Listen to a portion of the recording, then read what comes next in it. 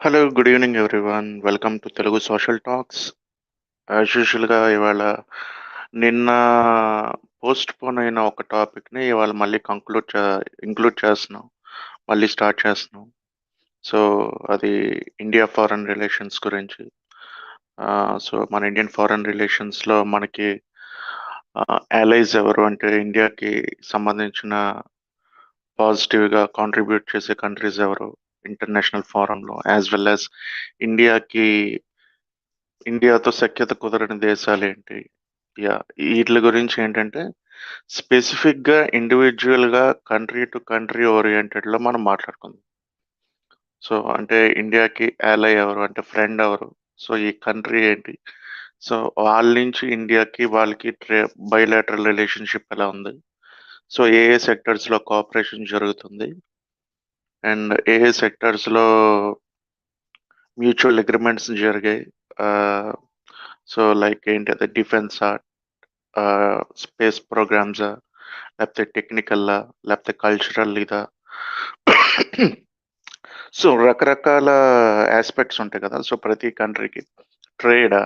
So, మన friends మధ్యలో అంటే మనకు అలైస్ మధ్యలో, ఇండియా అలైస్ మధ్యలో ఏం జరుగుతుంది? ఏ ఏ టర్మ్స్‌లో మనకి అగ్రీమెంట్స్ ఉన్నాయి? ఆర్ రిలేషన్స్ ఉన్నాయి? సో, అంటే ఈ పర్టిక్యులర్ సెషన్‌లో అయితే we are talking about allies విషయంకొచ్చేసరికి we will be specifically talking about Russia, Israel, France and US.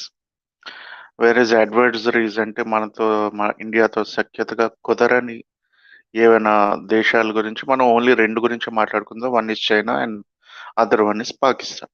Yeah! So, friends మధ్యలో అంటే ఈ 4 కంట్రీస్‌లో మనకెలాంటి రిలేషన్స్ ఉన్నాయి? ఏ ఏ సెక్టార్స్‌లో మ్యూచువల్ ఇవున్నాయి? ఆహ్, ట్రేడా? లేకపోతే రకరకాలుంటాయి. డిఫెన్సా? ట్రేడా? టెక్నాలజీయా? కల్చరల్ యాస్పెక్ట్స్‌లోనా? సో, దాని గురించి country to country by country మనం డిస్కస్ చేసుకుందాం. దాని తర్వాత ఈ ఎనిమీస్ దాని గురించి అంటే అడ్వర్సరీస్ దాని గురించి, సఖ్యత సరిగ్గా లేని దేశాల గురించి కూడా మాట్లాడుకుందాం. అవి ఎలా ఇండియాని ఎఫెక్ట్ చేస్తున్నాయి ఇంటర్నేషనల్ ఫోరమ్‌లో కానీ, కంట్రీ టు కంట్రీ బేసిస్‌లో కానీ, అవి ఎలా ఎఫెక్ట్ చేస్తున్నాయి అన్నది కూడా అది సగం టైం మనం దీనికి మాక్సిమం ఒక 70% దీనికి, 30% దానికి మనం అలొకేట్ చేసుకుందాం. అలొకేట్ చేసుకొని సో, ఇండివిడ్యుయల్‌గా ప్రతి ఒక్కళ్ళకి అంత డీప్‌గా తెలియకపోవచ్చు. కానీ మీకున్న నాలెడ్జ్‌లో ఇండియాకి స్పెసిఫిక్‌గా పలానా కంట్రీకి అంటే మనకి థంబ్‌నెయిల్‌లో ఫ్లాగ్స్ పెట్టాం గదా! దోస్ ఫ్లాగ్స్ అది ఒక రష్యా ఒకటి, ఇజ్రాయెల్ ఒకటి, ఫ్రాన్స్ ఒకటి అండ్ యూఎస్ ఒకటి. సో, స్పెసిఫికల్‌గా కంట్రీ టు కంట్రీ మనకి ఎలాంటి రిలేషన్స్ ఉన్నాయనేది మీరు అంటే యూఎస్‌లో ఇప్పుడు ఉన్నోళ్ళు చాలా మందున్నారు. అండ్ దాని తర్వాత యూరోప్‌లో ఉన్నోళ్ళు చాలా మందున్నారు. And Israel okay. ఆహ్, యాహ్! దాని తర్వాత సో, ఈ ఈ రష్యాలో కూడా రష్యా ఓకే. సో, మనకి by following the international news channels గాని, లేకపోతే న్యూస్ పేపర్స్‌లో గాని, దాని తర్వాత వేరియస్ సోర్సెస్ ఆఫ్ ఇన్ఫర్మేషన్ నుంచి మనకి మనం ఎంత అప్‌గ్రేడ్‌లో ఉన్నాం.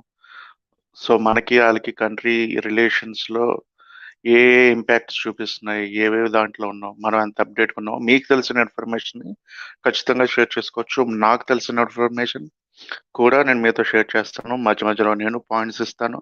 దాని గురించి కూడా మీరు మాట్లాడొచ్చు. లింక్ ఆల్రెడీ పిన్ చేసున్నది కామెంట్ సెక్షన్‌లో. So, people who want to give their opinion most welcome. Welcome to the panel and hi. Hi Maximus. Hi, good evening.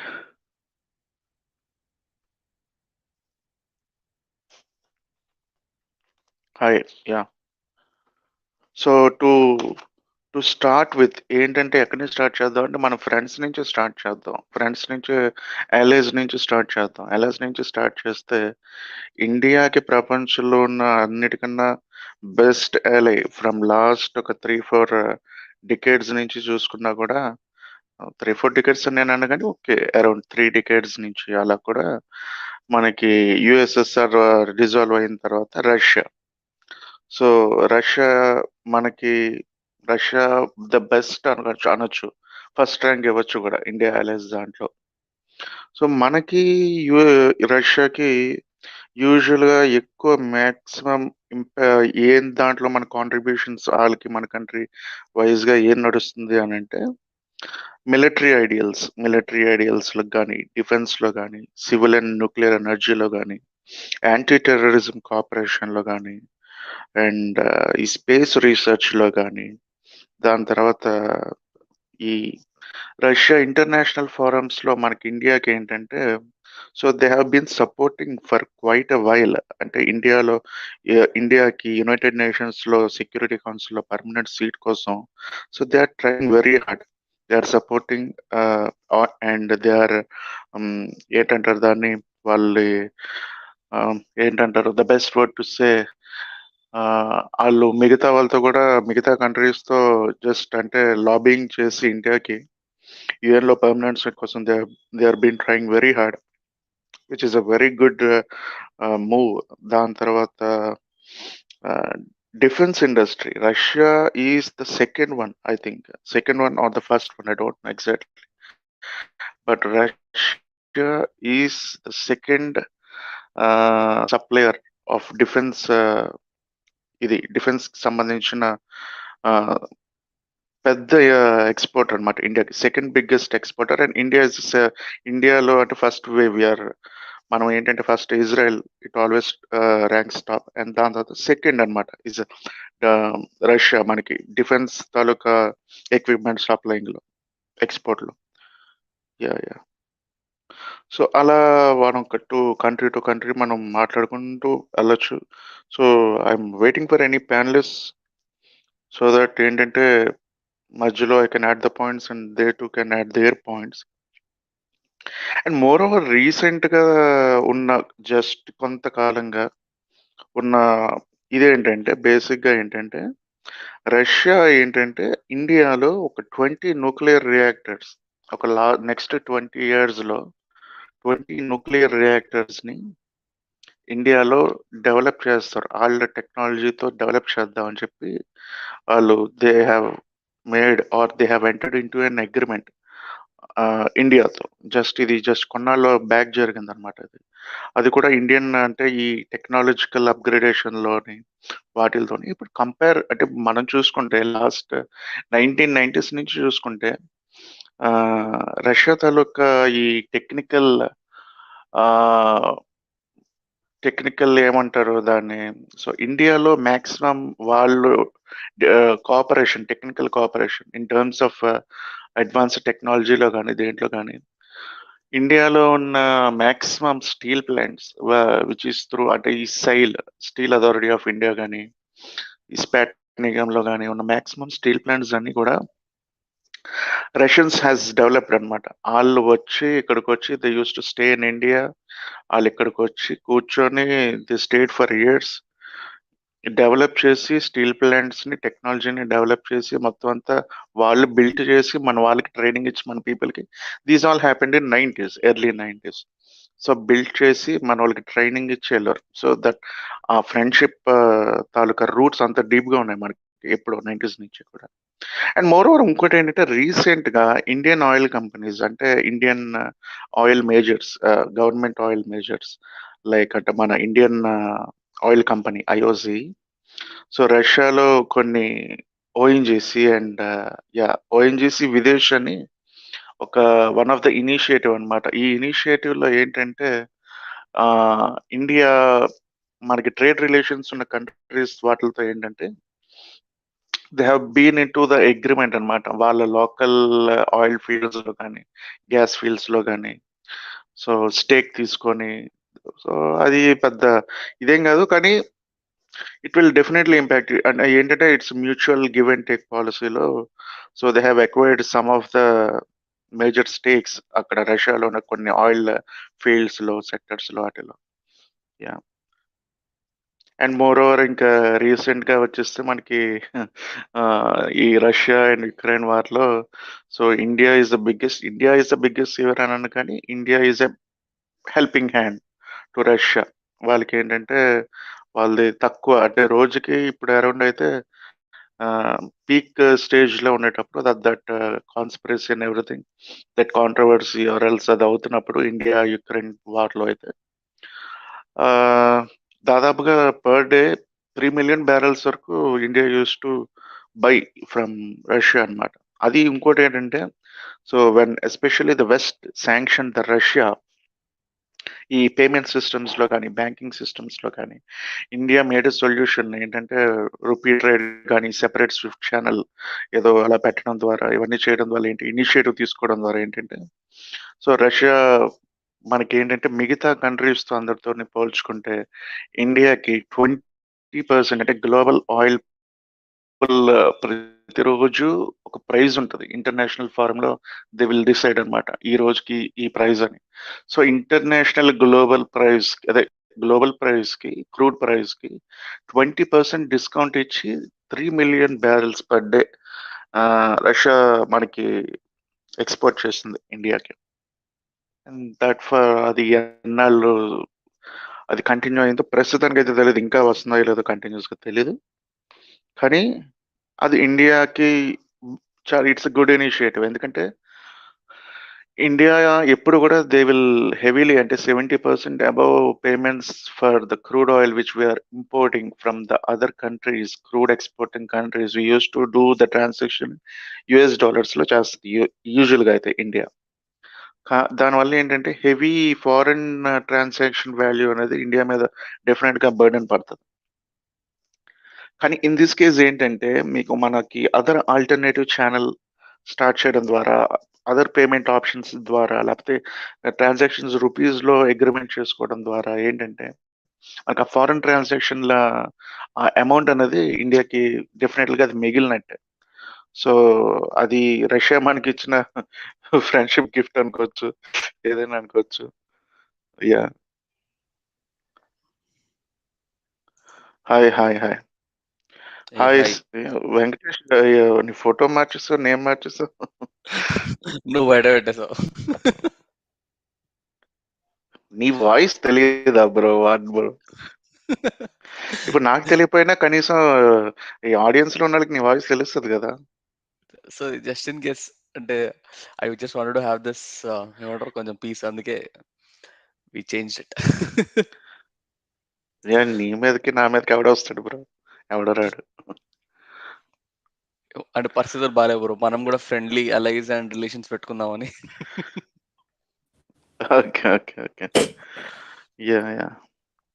So you want to add any points అంటే any country specific గా లేదంటే ఏదైనా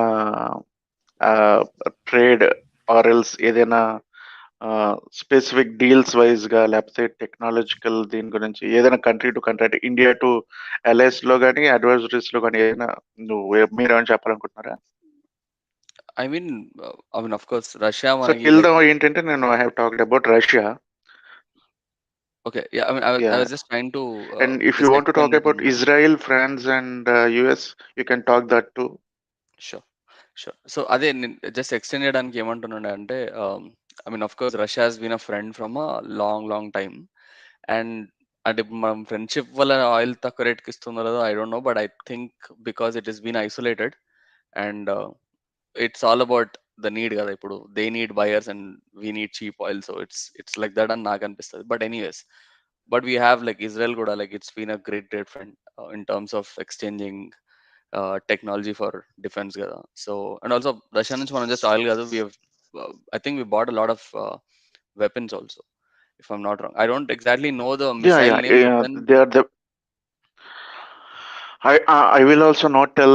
I also don't know the exact value of the package or else the deals that India made with Russia, but definitely they are in the second position. In correct. India, and Russia is the second biggest exporter of defense items, defense Yeah. equipment to India. Yeah, So there is a one channel. stands with Israel. Yeah! So ఒక channel ఉంది. ఆ Yeah. Channel వాళ్ళేంటంటే India, Pakistan relations పైన చాలా విస్తృతంగా చర్చిస్తారనమాట. అక్కడ అంటే మన దగ్గర ఏ వెపన్ ఉంది, వాళ్ళ దగ్గర ఏ వెపన్ ఉంది అట్లాంటి డిస్కషన్ జరిగినప్పుడు what I observed is we bought a lot of ground to air I think missiles, defence missiles actually అవి. I don't exactly know the name, Mm. But from Russia. And also there was this time when అంటే nuclear test చేసినప్పుడు I think their American warships were coming to us, and then Russian warships defended us or something, some story like that.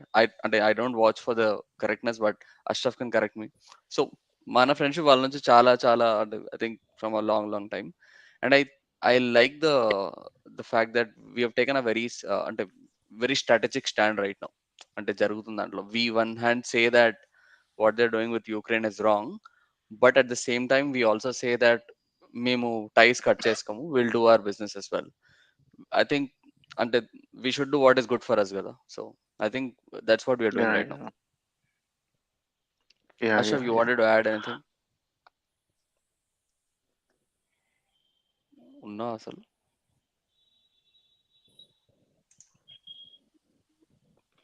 బాగున్నారండి. Okay, cool. Yeah, so I think Yeah. he'll come. Mm-hmm. And అంటే if you know any specific అంటే of course India, France కూడా is the biggest ally to India. So France కూడా మనకి ఎక్కువ defence లోనే major strategic partnership ఉంది. So Yeah, apart we from bought. Defence, France మనకి ఏ విధంగా ఏదైనా ఎక్స్ట్రా పాజిటివ్ ఇంపాక్ట్ కానీ లేకపోతే lobbying for an better positions in international forums కానీ నీకేమైనా ఐడియా ఉందా, వెంకటేష్? నువ్వేం uh, షేర్ చేయగలవా? I'm not sure about France, but of course Israel has been like, అంటే it's give and take.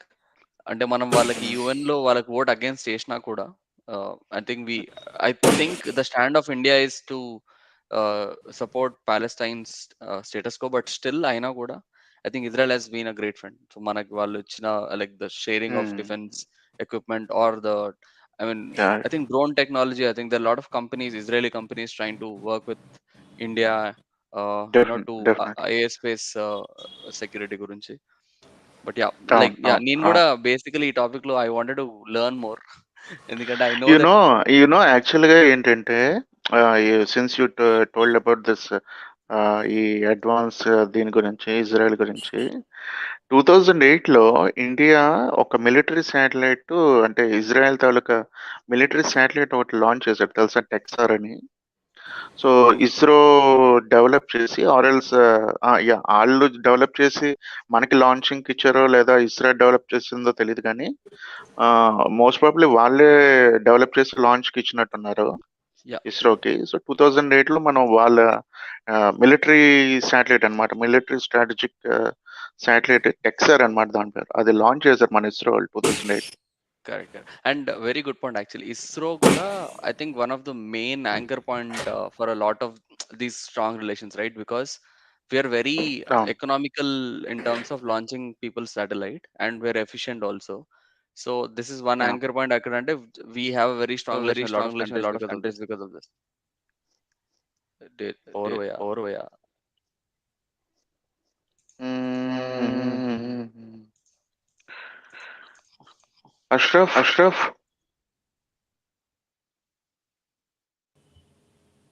నేను మ్యూట్లోకి వెళ్తాను, ఒకసారి చెక్ చేయండి. Now it is okay, now it's fine, now it's fine. Yeah. Yeah, JS గారు వచ్చినాడు. Hello JS.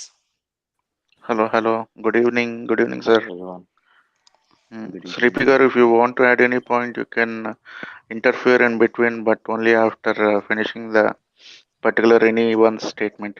అది so మీరు ఏమైనా యాడ్ చేయాలంటే యాడ్ చేయొచ్చు, అండ్ జేఎస్ గారు మీరు కూడా యాడ్ చేయొచ్చు ఏమైనా.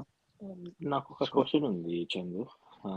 యా, అలైస్ అని ఎట్లా డిఫైన్ చేస్తున్నాం? అంటే ఏ బేస్ మీద, బిజినెస్ ఓరియంటెడ్, ఎవ్రీథింగ్ అండి. Political alliance, connection? యూజువల్గా అలయన్స్ అంటే the people are the particular country which don't have any type of neutral or else the negative, మన కంట్రీ తరపున, మన కంట్రీ మీద వాళ్ళకి ఎలాంటి న్యూట్రల్ స్టాండ్ కానీ నెగిటివ్ స్టాండ్ కానీ లేనోళ్ళు ఉంటారు.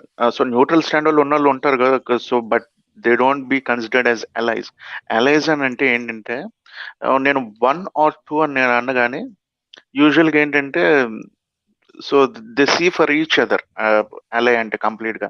సో ఇప్పుడు మనకి for example if you take any other country, any one country particularly, so if there are more give and takes in terms of technology, science కానీ, టెక్నాలజీ అప్గ్రేడ్ కానీ, military కానీ, culture కానీ, ఇలా స్పెసిఫిక్ సెక్టర్స్లో వాళ్ళకి interest ఉండాలి. అది ఎప్పుడు interest ఉంటుంది అంటే మా ఒక కంట్రీకి వాళ్ళ నుంచి వాళ్ళకి ఏదో ఒకటి ఉంటుంది, ఎక్స్పెక్ట్ చేస్తారు. They expect something. ఇప్పుడు ప్రతి కంట్రీకి ఇప్పుడు రష్యా ఉంది, సో మనం వాళ్ళ దగ్గర నుంచి ఎక్కువ డిఫెన్స్ తీసుకుంటున్నాం. అండ్ ఇజ్రాయెల్ నుంచి కూడా డిఫెన్సే తీసుకుంటున్నాం. యూఎస్ నుంచి ఏం తీసుకోవట్లా, కానీ యూఎస్ నుంచి కూడా తీసుకుంటున్నాం. కాకపోతే ఏంటంటే it's more of a strategic relationship between US and India on on specified and specific terms. కొన్ని వాటిల్లో మ్యూచువల్ అంటే ఇంటర్నేషనల్ వీటిల్లో ఏంటంటే గివ్ అండ్ టేక్ పాలసీ అనమాట. అంటే కొన్ని వీటిల్లో అంటే ఫర్ ఎగ్జాంపుల్ నేను ఎలా చెప్తానంటే ఈ యాంటీ టెర్రరిజం, కౌంటర్ టెర్రరిజం కి సంబంధించి కానీ. యా,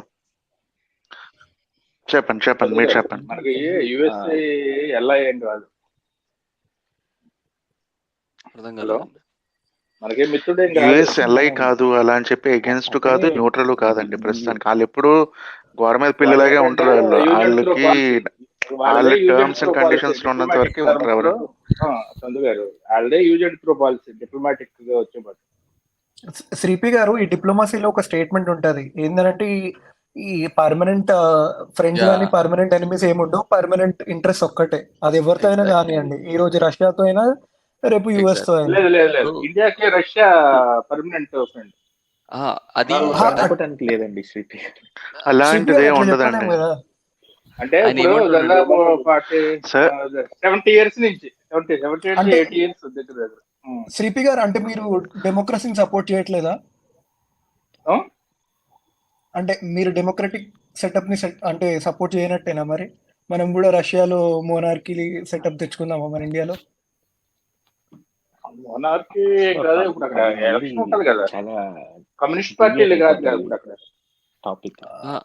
బేసికలీ సిపి గారు, నేను సింపుల్ గా ఏం చెప్తానంటే, ఇండియాకి రష్యాకి ఫ్రెండ్షిప్ ఎందుకు కుదిరిందంటే, అప్పుడున్న పరిస్థితులు ఏంటంటే మనకు 2 ఆప్షన్స్ ఉండేవి. ఇప్పుడు అమెరికా పాకిస్తాన్ వైపు వెళ్ళింది కాబట్టి మనకు వేరే ఆప్షన్, మనకి ఇంకోరు లేరు కదా, పెద్ద దిక్కు రష్యానే ఉండింది ఆ టైంలో.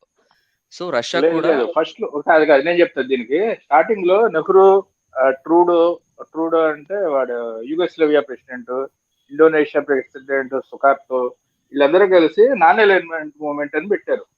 ఉమ్, ఒక 10 years దాకా పర్లా అది నడిచింది. Okay. ఇంకా సౌత్ అమెరికాలో ఇంకో ఏదో కంట్రీ అతను ఉన్నాడు, అదే Correct, వీళ్ళందరూ కలిసి correct. నాన్ అలైన్మెంట్ మూవ్మెంట్ అని పెట్టారు. అంటే బట్ అటు రష్యాకి ఆపోజిట్ గా, అమెరికాకి ఆపోజిట్ గా. సో బట్ అష్రఫ్ అది పాయింట్ అమెరికా ఓడికి నచ్చలేదు, చెప్తాను. అది అమెరికా అష్రఫ్ ఓడికి పాయింట్ నచ్చలేదు. ఏంటంటే ఇవాళ ఉన్న పరిస్థితులు బట్టి మనం ఫ్రెండ్స్ అని, లైక్ ఫర్ ఎగ్జాంపుల్ ఇండియా ఏదైనా చాలా స్ట్రాంగ్ స్టాన్స్ తీసుకుంది అనుకోండి రష్యాకి అగేన్స్ట్ గా, ఆర్ వాళ్ళ అగేన్స్ట్ అనే కాదు, వాళ్ళ పాలసీకి విరుద్ధంగా ఏమైనా చేస్తున్నాం అనుకో, వాళ్ళు మనకి ఏం హెల్ప్ ఏం చేయరు కదా. ఇట్ ఆల్ డిపెండ్స్ ఆన్, ఆయన ఏమంటున్నంటే పర్మనెంట్ ఫ్రెండ్స్, పర్మనెంట్ శత్రువులు ఉండరు. యుఎస్ కూడా అలాగే అనమాట. So it depends on the situation అని. ఏదైనా స్ట్రాటజిక్ రిలేషన్షిప్స్ అండి. అక్కడ Exactly. ఇప్పుడు వాస్తవంగా Interests చెప్తున్నా, అనేవి 71 లో పాకిస్తాన్ తో వార్ వచ్చింది కదా, బంగ్లాదేశ్ లిబరేషన్ అయింది. మరి అమెరికా, ఇంగ్లాండ్, యూకే అవును, దాన్ని యూకే సపోర్ట్ చేశారు ఎవరికి, పాకిస్తాన్ Exactly. పూర్తిగా. Yes. రష్యా ఒకటే Yes. మన వైపు వచ్చింది, ఇజ్రాయెల్ కొంచెం. యాక్చువల్ గా ఆ టైంలో వచ్చి ఏ యుద్ధంలో అయినా సరే అమెరికా మనకి యాంటీగానే పనిచేసింది ఇప్పుడు ఆ, నాకు క్వశ్చన్ ఉంది ఆ పాయింట్ లోనే. ఇప్పుడు చైనాకి ఇండియాకి గొడవ జరిగింది అనుకుందాం for example, I hope it doesn't happen, but ఆ టైంలో Russia, because I think Russia is having good terms with China as well, because both of communist, or I might be wrong. ఆ టైంలో రష్యా ఏం చేస్తా అనుకుంటారు మీరు? అంటే అప్పుడు రష్యా కమ్యూనిస్ట్ కాబట్టి చైనాకి సపోర్ట్ వచ్చింది, కానీ ఇప్పుడు అష్రఫ్ పాయింట్ అదే, కమ్యూనిజం లేదు కదా రష్యాలో. అష్రఫ్ పాయింట్ అదే అనమాట. సో పర్మనెంట్ ఫ్రెండ్స్ శత్రువులు ఎందుకు ఉండాలంటే ఇట్ డిపెండ్స్ ఆన్ సిచ్యువేషన్. ఇప్పుడు వాళ్ళ ఇంట్రెస్ట్, వాళ్ళ బెస్ట్ ఇంట్రెస్ట్ ఏంటి, ఎవరితో ఉండాలనుకున్నప్పుడు వాళ్ళతో ఉంటారు అని. ఆ టైంలో పరిస్థితులు ఎలా ఉన్నాయంటే, వీఆర్ అట్ 2 parts కదా. ఇప్పుడు America and UK were supporting Pakistan. So Russia being the natural enemy of that side had to support, అంటే వాళ్ళు హెల్ప్ చేయలే అంటలే. Of course that was a great help, because I think వాళ్ళ navy వచ్చి I think they కవాతు లాగా చేశారనుకుంటా in the Indian Ocean. To stop them ah! What ever.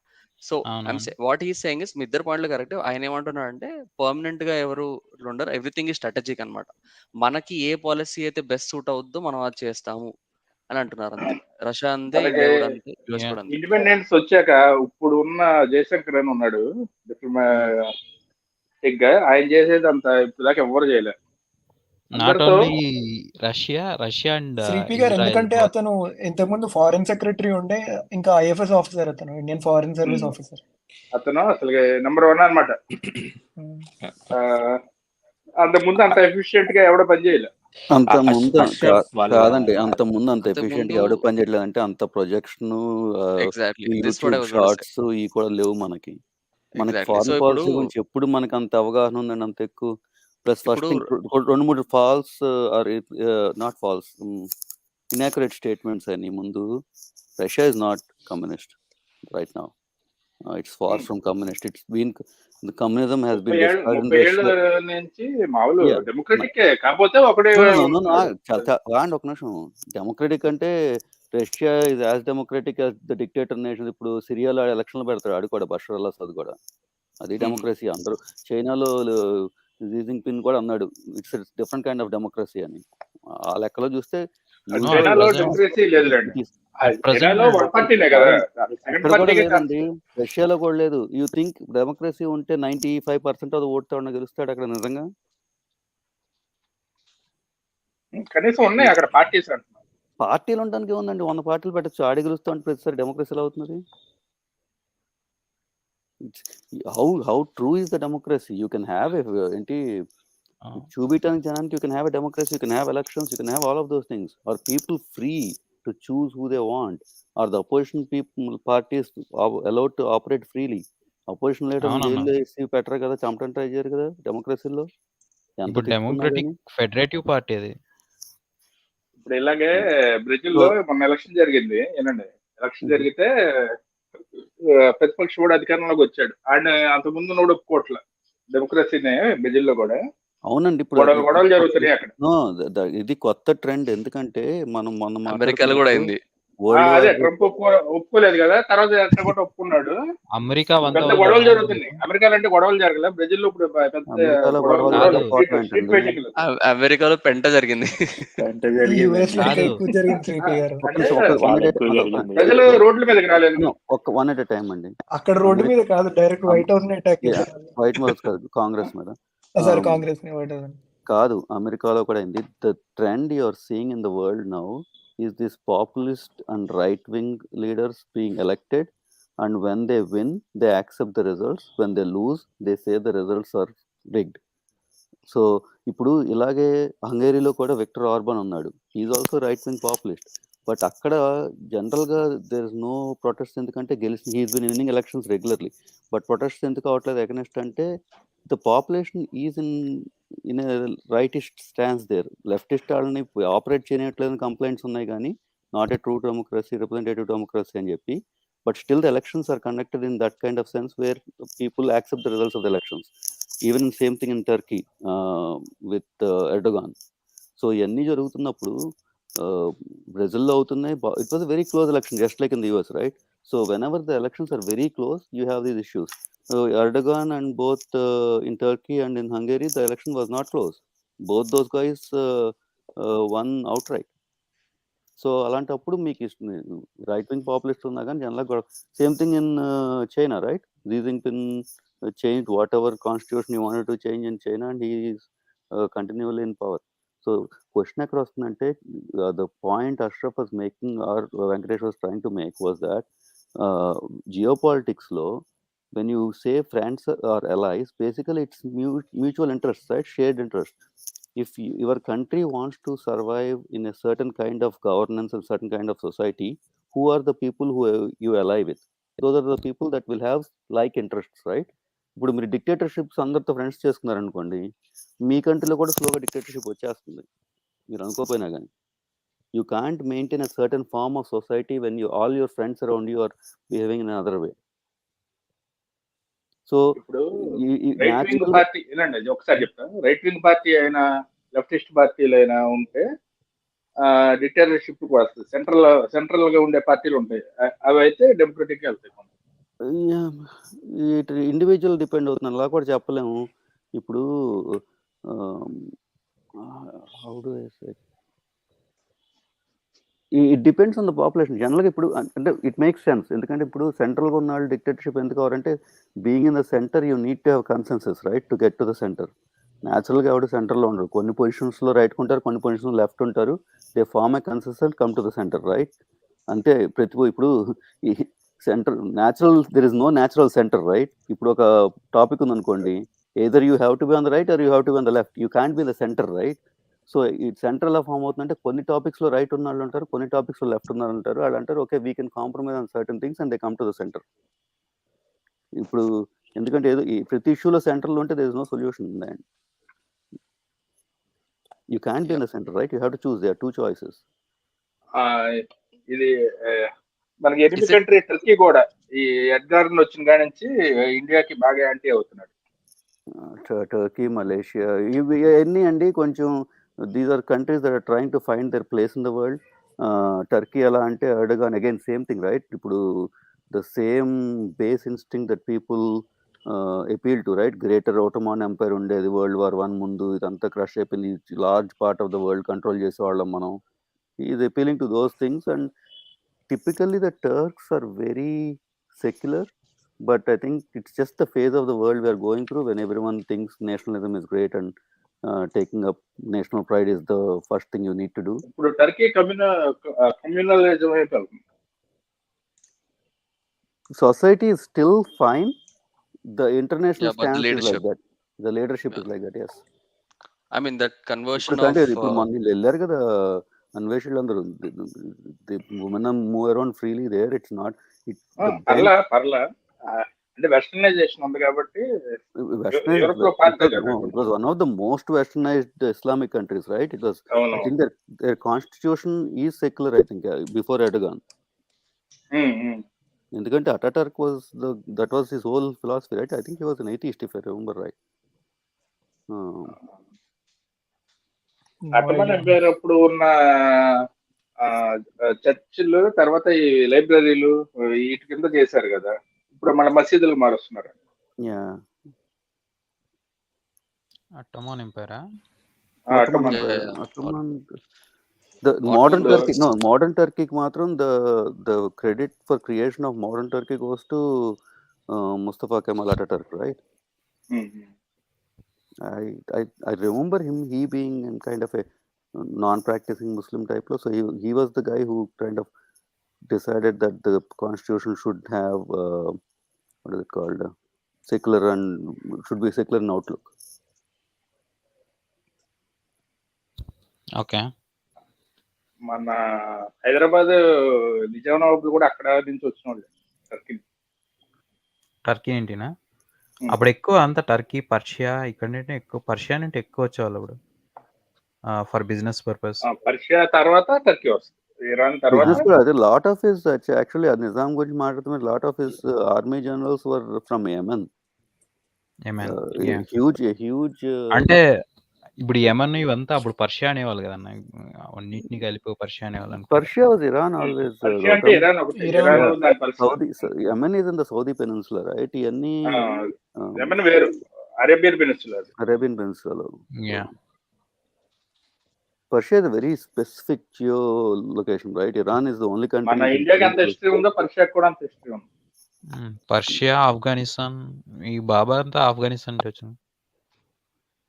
ఆ లెక్కలో చందు గారు మీరు ఇరాన్ కూడా యాడ్ చేయాలి ఫ్రెండ్స్ లో. ఆ లెక్కలో you have been together for most of the first Mughal empire start అయింది ఇక్కడ నుండి, ఆఫ్ఘనిస్తాన్ అంటే కదన్న స్టార్ట్ అయింది. బాబరే కదా ఫస్ట్ వచ్చింది. బాబర్ ఆఫ్ఘనిస్తాన్ గా ఈస్ ఫ్రమ్ ఫర్గానా పైన, Uzbekistan are one of those central Asian countries. అదే ఉజ్బెకిస్తాన్, కజకిస్తాన్ ఆ ఏరియాలో. ఓకే.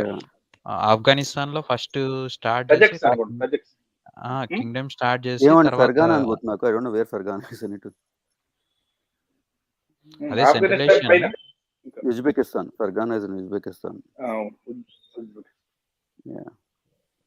అదే Babur is the first person కదా వచ్చింది ఫస్ట్ వచ్చింది ఆఫ్ దేర్ లైన్. బాబర్ రాకముందు, మొఘల్స్ రాకముందు there were lot of other Tughlaq dynasty, Khilji dynasty అన్నీ అయినాయి కదా ముందు. స్లేవ్ డైనాసిటీస్ ఉన్నాయి ఢిల్లీలో. బాబర్ వాస్ ఖిల్జీస్ వచ్చారు కదా ముందు, అంతకన్నా ముందు. వాళ్ళు టర్కీకి అనుకుంటా కదండి, నాకు మర్చిపోయా, forgot lot of it. So but we're going into history. Chandu garu, ఇంకోటి మన బెస్ట్ అది అర్జెంటీనా కూడా బెస్ట్ ఇండియాకి ఫ్రెండ్. ఏమండి నేను ఈ బెస్ట్ ఫ్రెండ్స్ ఎనిమిస్ దాంట్లో అంటే శ్రీపి గారు ఏ టర్మ్స్ లో బెస్ట్ ఫ్రెండ్ అన్నట్టు, అంటే ఎకనామిక్ మనకి UN లో కానీ ఎప్పుడైనా ఓటింగ్ అవసరమైనా ఇండియా సపోర్ట్ వస్తారు. It's easy. Let's break it down. Let's create categories and then look at okay. First thing, what are the most important thing to be a good ally? Friends అని కూడా అనదు, good ally. What are your criteria? First thing criteria పెట్టుకున్నాం. Imports and exports. So trade అంటావు Gautam. Trade వేరు, diplomatic వేరు. Diplomatic వేరు, trade వేరు. So which one would you want to put first ఇట్లో? Trade is the first main purpose. Trade అంటే మనకి highest import. Trade అంటే చైనాతో ట్రేడ్ ఉంది, చైనాతో ఫుల్ ట్రేడ్ ఉంది ఇండియాకి. Yeah, Pakistan still has the most favoured national status. I don't know, తీసేసారండి. MFN status. రీసెంట్ వరకు ఉండేది కదా. So I don't know trade వేరు, డిప్లొమాటిక్ వేరు. సో ఇప్పుడు ట్రేడ్ ఏం అవట్లేదు, డిప్లొమాటిక్ గా. ఇప్పుడు ఆఫ్రికాలో ఒక కంట్రీ ఉందండి, ఈవెన్ లో మీరు దేనికి వెళ్ళినా కానీ మీకే ఓట్ చేస్తుంది. దానివల్ల మీకు పెద్ద లాభం లేదు ఆ ఓటింగ్ వల్ల. In what sense would you say that is a more important relationship than relationship like with, for example, China, where the trade creates a lot of job opportunities? Yeah, of course. Yeah, and what is the statement చెప్పాలి నువ్వు Gautam? Of course. ఇంకా గౌతమా గొంతులు గుర్తు పట్టపోదలండి ఇన్ని రోజుల నుంచి ఉండి. అదే అనుకుంటున్నా, లేదా వాళ్ళ తమ్ముళ్ళు ఎవరో వస్తా ఉంటారు కదా. Anybody taking it up? Ashraf? చెప్పండి. No, I think someone left, so I joined back. I think Sanity went out. Okay, yeah. Okay, ఇప్పుడు మనం అంటే కంట్రీ టు కంట్రీ వద్దామండి. So will discuss the ties between country కన్నా ముందు the idea would be take categories. Look at trade, which are the most favorable nations, or which are the most nations we have trade with, and what are the relations. Then look at it that way. Okay. You guys start ante anakala. Yeah. Sure. Okay, you can start.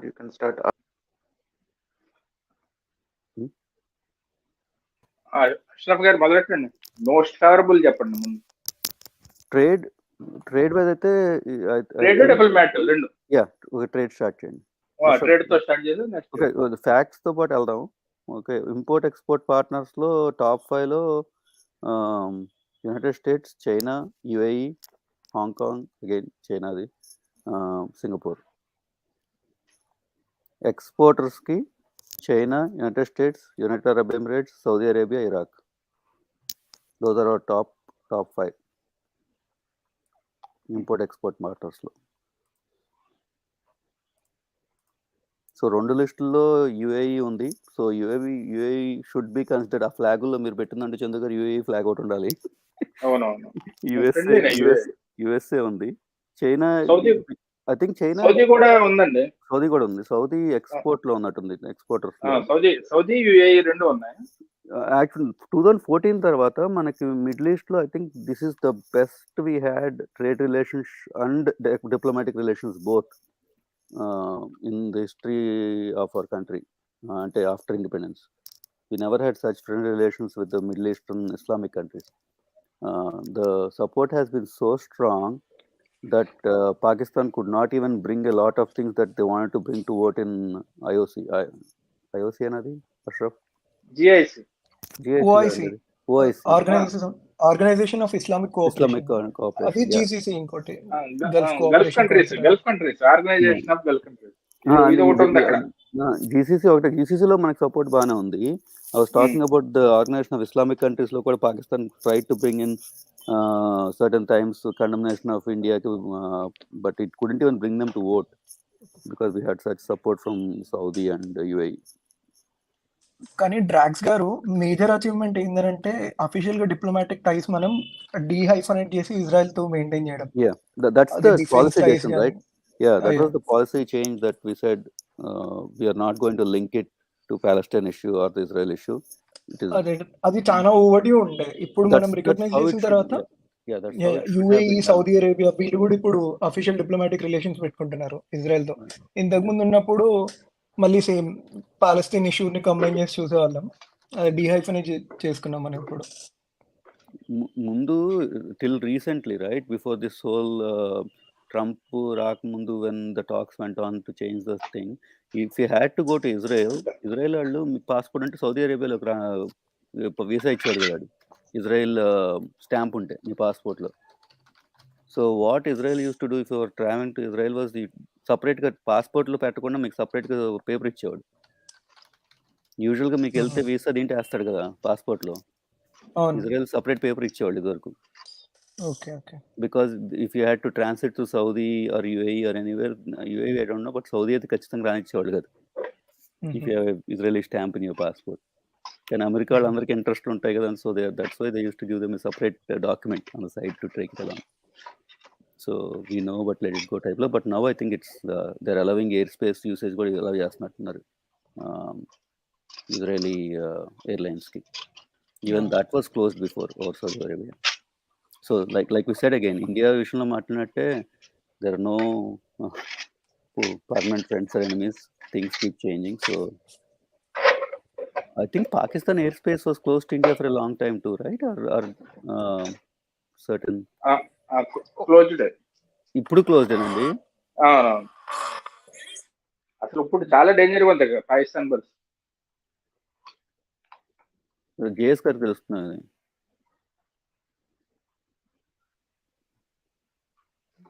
ఇప్పుడు Pakistan government ఇప్పుడు జాగ్రత్తగా ఉండాల్సి వస్తుంది. ఇప్పుడు అలౌడే అంట at present. 2019 లో ఇప్పుడు close చేశారు. Now it's allowed. పాకిస్తాన్ లో ఇప్పుడంతా ఇరాన్ మీదకి వెళ్తున్నారు కదా, దుబాయ్ వెళ్ళాలన్నా. ఇరాన్ దుబాయ్ లాంటి ఇరాన్ నుంచి దగ్గర అవుతుంది, పాకిస్తాన్ నుంచి దూరం అవుతుంది అనుకుంటా మీకు. ఇప్పుడు ఆఫ్ఘనిస్తాన్ మనం ఏమన్నా పంపించాలన్నా పాకిస్తాన్ నుంచి కుదరట్లా. మొన్న రిక్వెస్ట్ చేసుకుని పంపించారు గోధుమలు అవన్నీ. కాదన్నా ఇప్పుడు పాకిస్తాన్ లో గ్యాస్ ఏదో ఇప్పుడు కవర్స్ లో వేస్తున్నారంటే ఏమది, ప్లాస్టిక్ కవర్స్. మీరు రవి గారిని అడగాలి, మీరు వెళ్ళారుగా. కాంట్రవర్సీ జోక్ కూడా మరి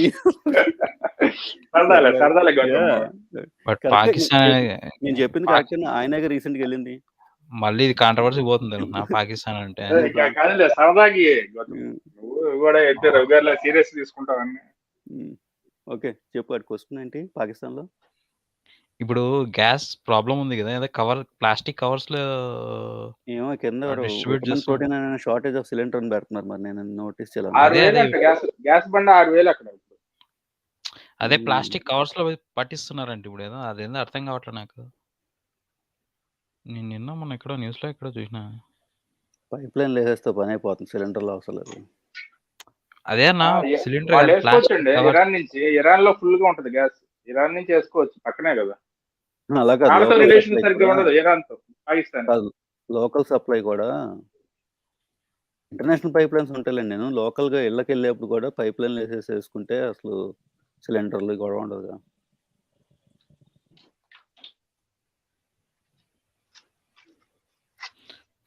LPG filled in plastic cover for cooking అంట. అది ఎలా, ఎంత సేఫ్ అసలు అది? అదే సేఫ్టీ ఎలా నాకు అర్థం అవట్లేదు. టెక్నాలజీ ఉందేమో.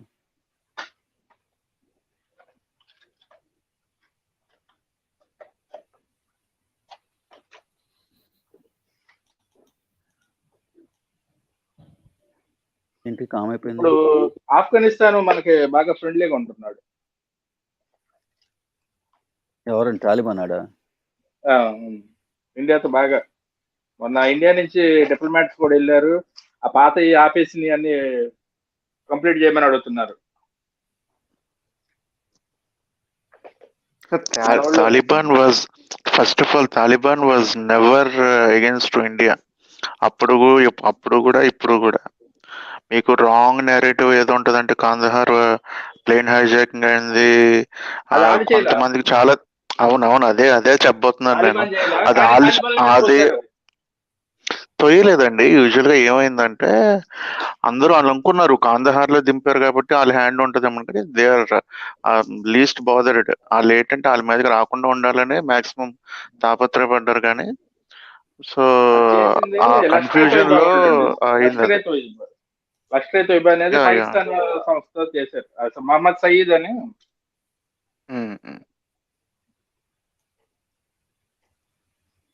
కందహార్ లో Usually కాబూల్లో కాకుండా here and there అవుతాయి situations when the Indian engineers or else Indian employees or else Indian laborers were working for an infrastructure projects in Afghanistan or else మన అక్కడ ఉన్న లోకల్ డయాస్పోరా, ఇండియన్ డయాస్పోరా వాళ్ళని చంపడం, kidnaps చేయడం for ransom and everything. Here and there it will happen. But ఏంటంటే Indian embassy కల్పించుకున్నప్పుడు వెంటనే they will react and they will release. అది so miss happenings always happens, అక్కడ అవుతాయి. కాకపోతే అంత సీరియస్ ఏం కాదు, అంటే చంపేయటం అంతవరకు ఏం వెళ్ళదు. ఇంకా వాట్ ఈస్ మనకి మెయిన్ క్వశ్చన్ ఎక్కడ వస్తుందంటే what is Taliban stance on Kashmir? నాకు తెలియదు, I have no idea. That would be the main thing. What is Taliban stance on Kashmir? And that would be the one that's driving most of our international relations ఆ type లో కదా. ఎందుకంటే వాళ్ళ మనకి support ఇండియాకి. అంటే ఏంటి Kashmir India అని చెప్తున్నాను. అదే పాకిస్తాన్ లో ఉన్నది కూడా మొన్న స్టేట్మెంట్ ఇచ్చారు కదా, పాకిస్తాన్ లో ఉన్నది కూడా ఇండియా అదే. నిజంగా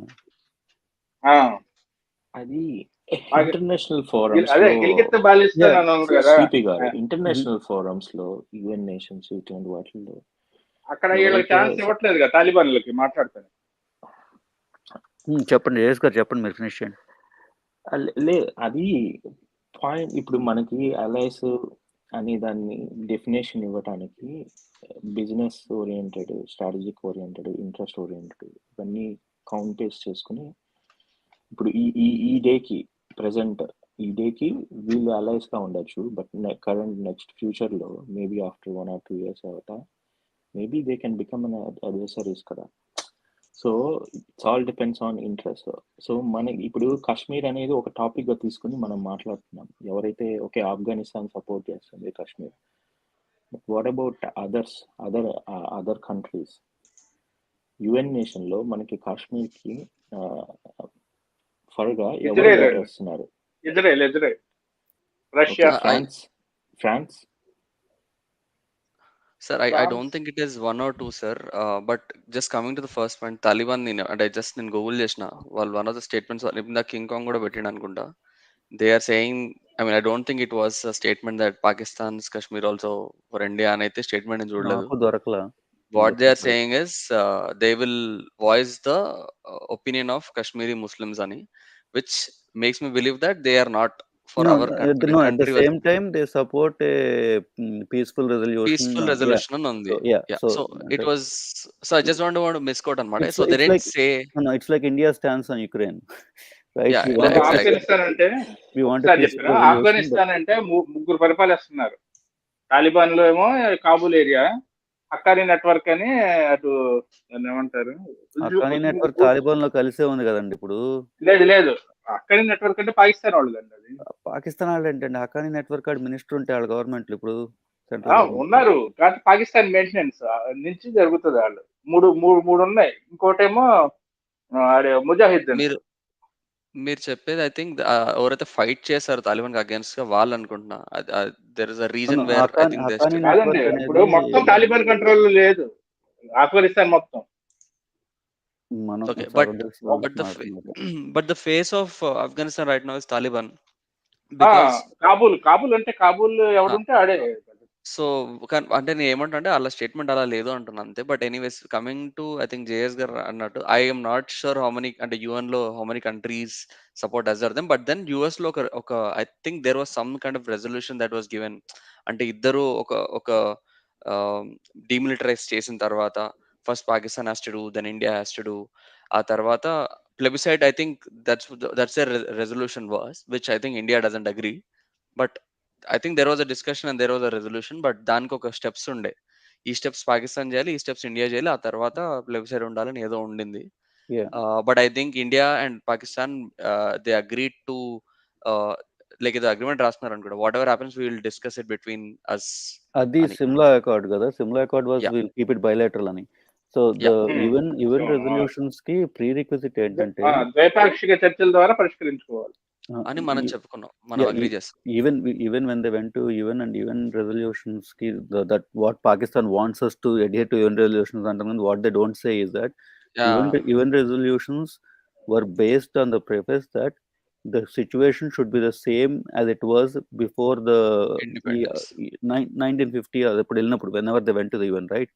Correct. ఆ సిచ్యువేషన్కి వెళ్ళదు, ఎందుకంటే half of the country was occupied by Pakistan and it has been settled by Pakistan by now. ఇప్పుడు ప్లెబిసైట్ పెట్టారు మొత్తం కాశ్మీర్ లో, it doesn't work because you infiltrated it.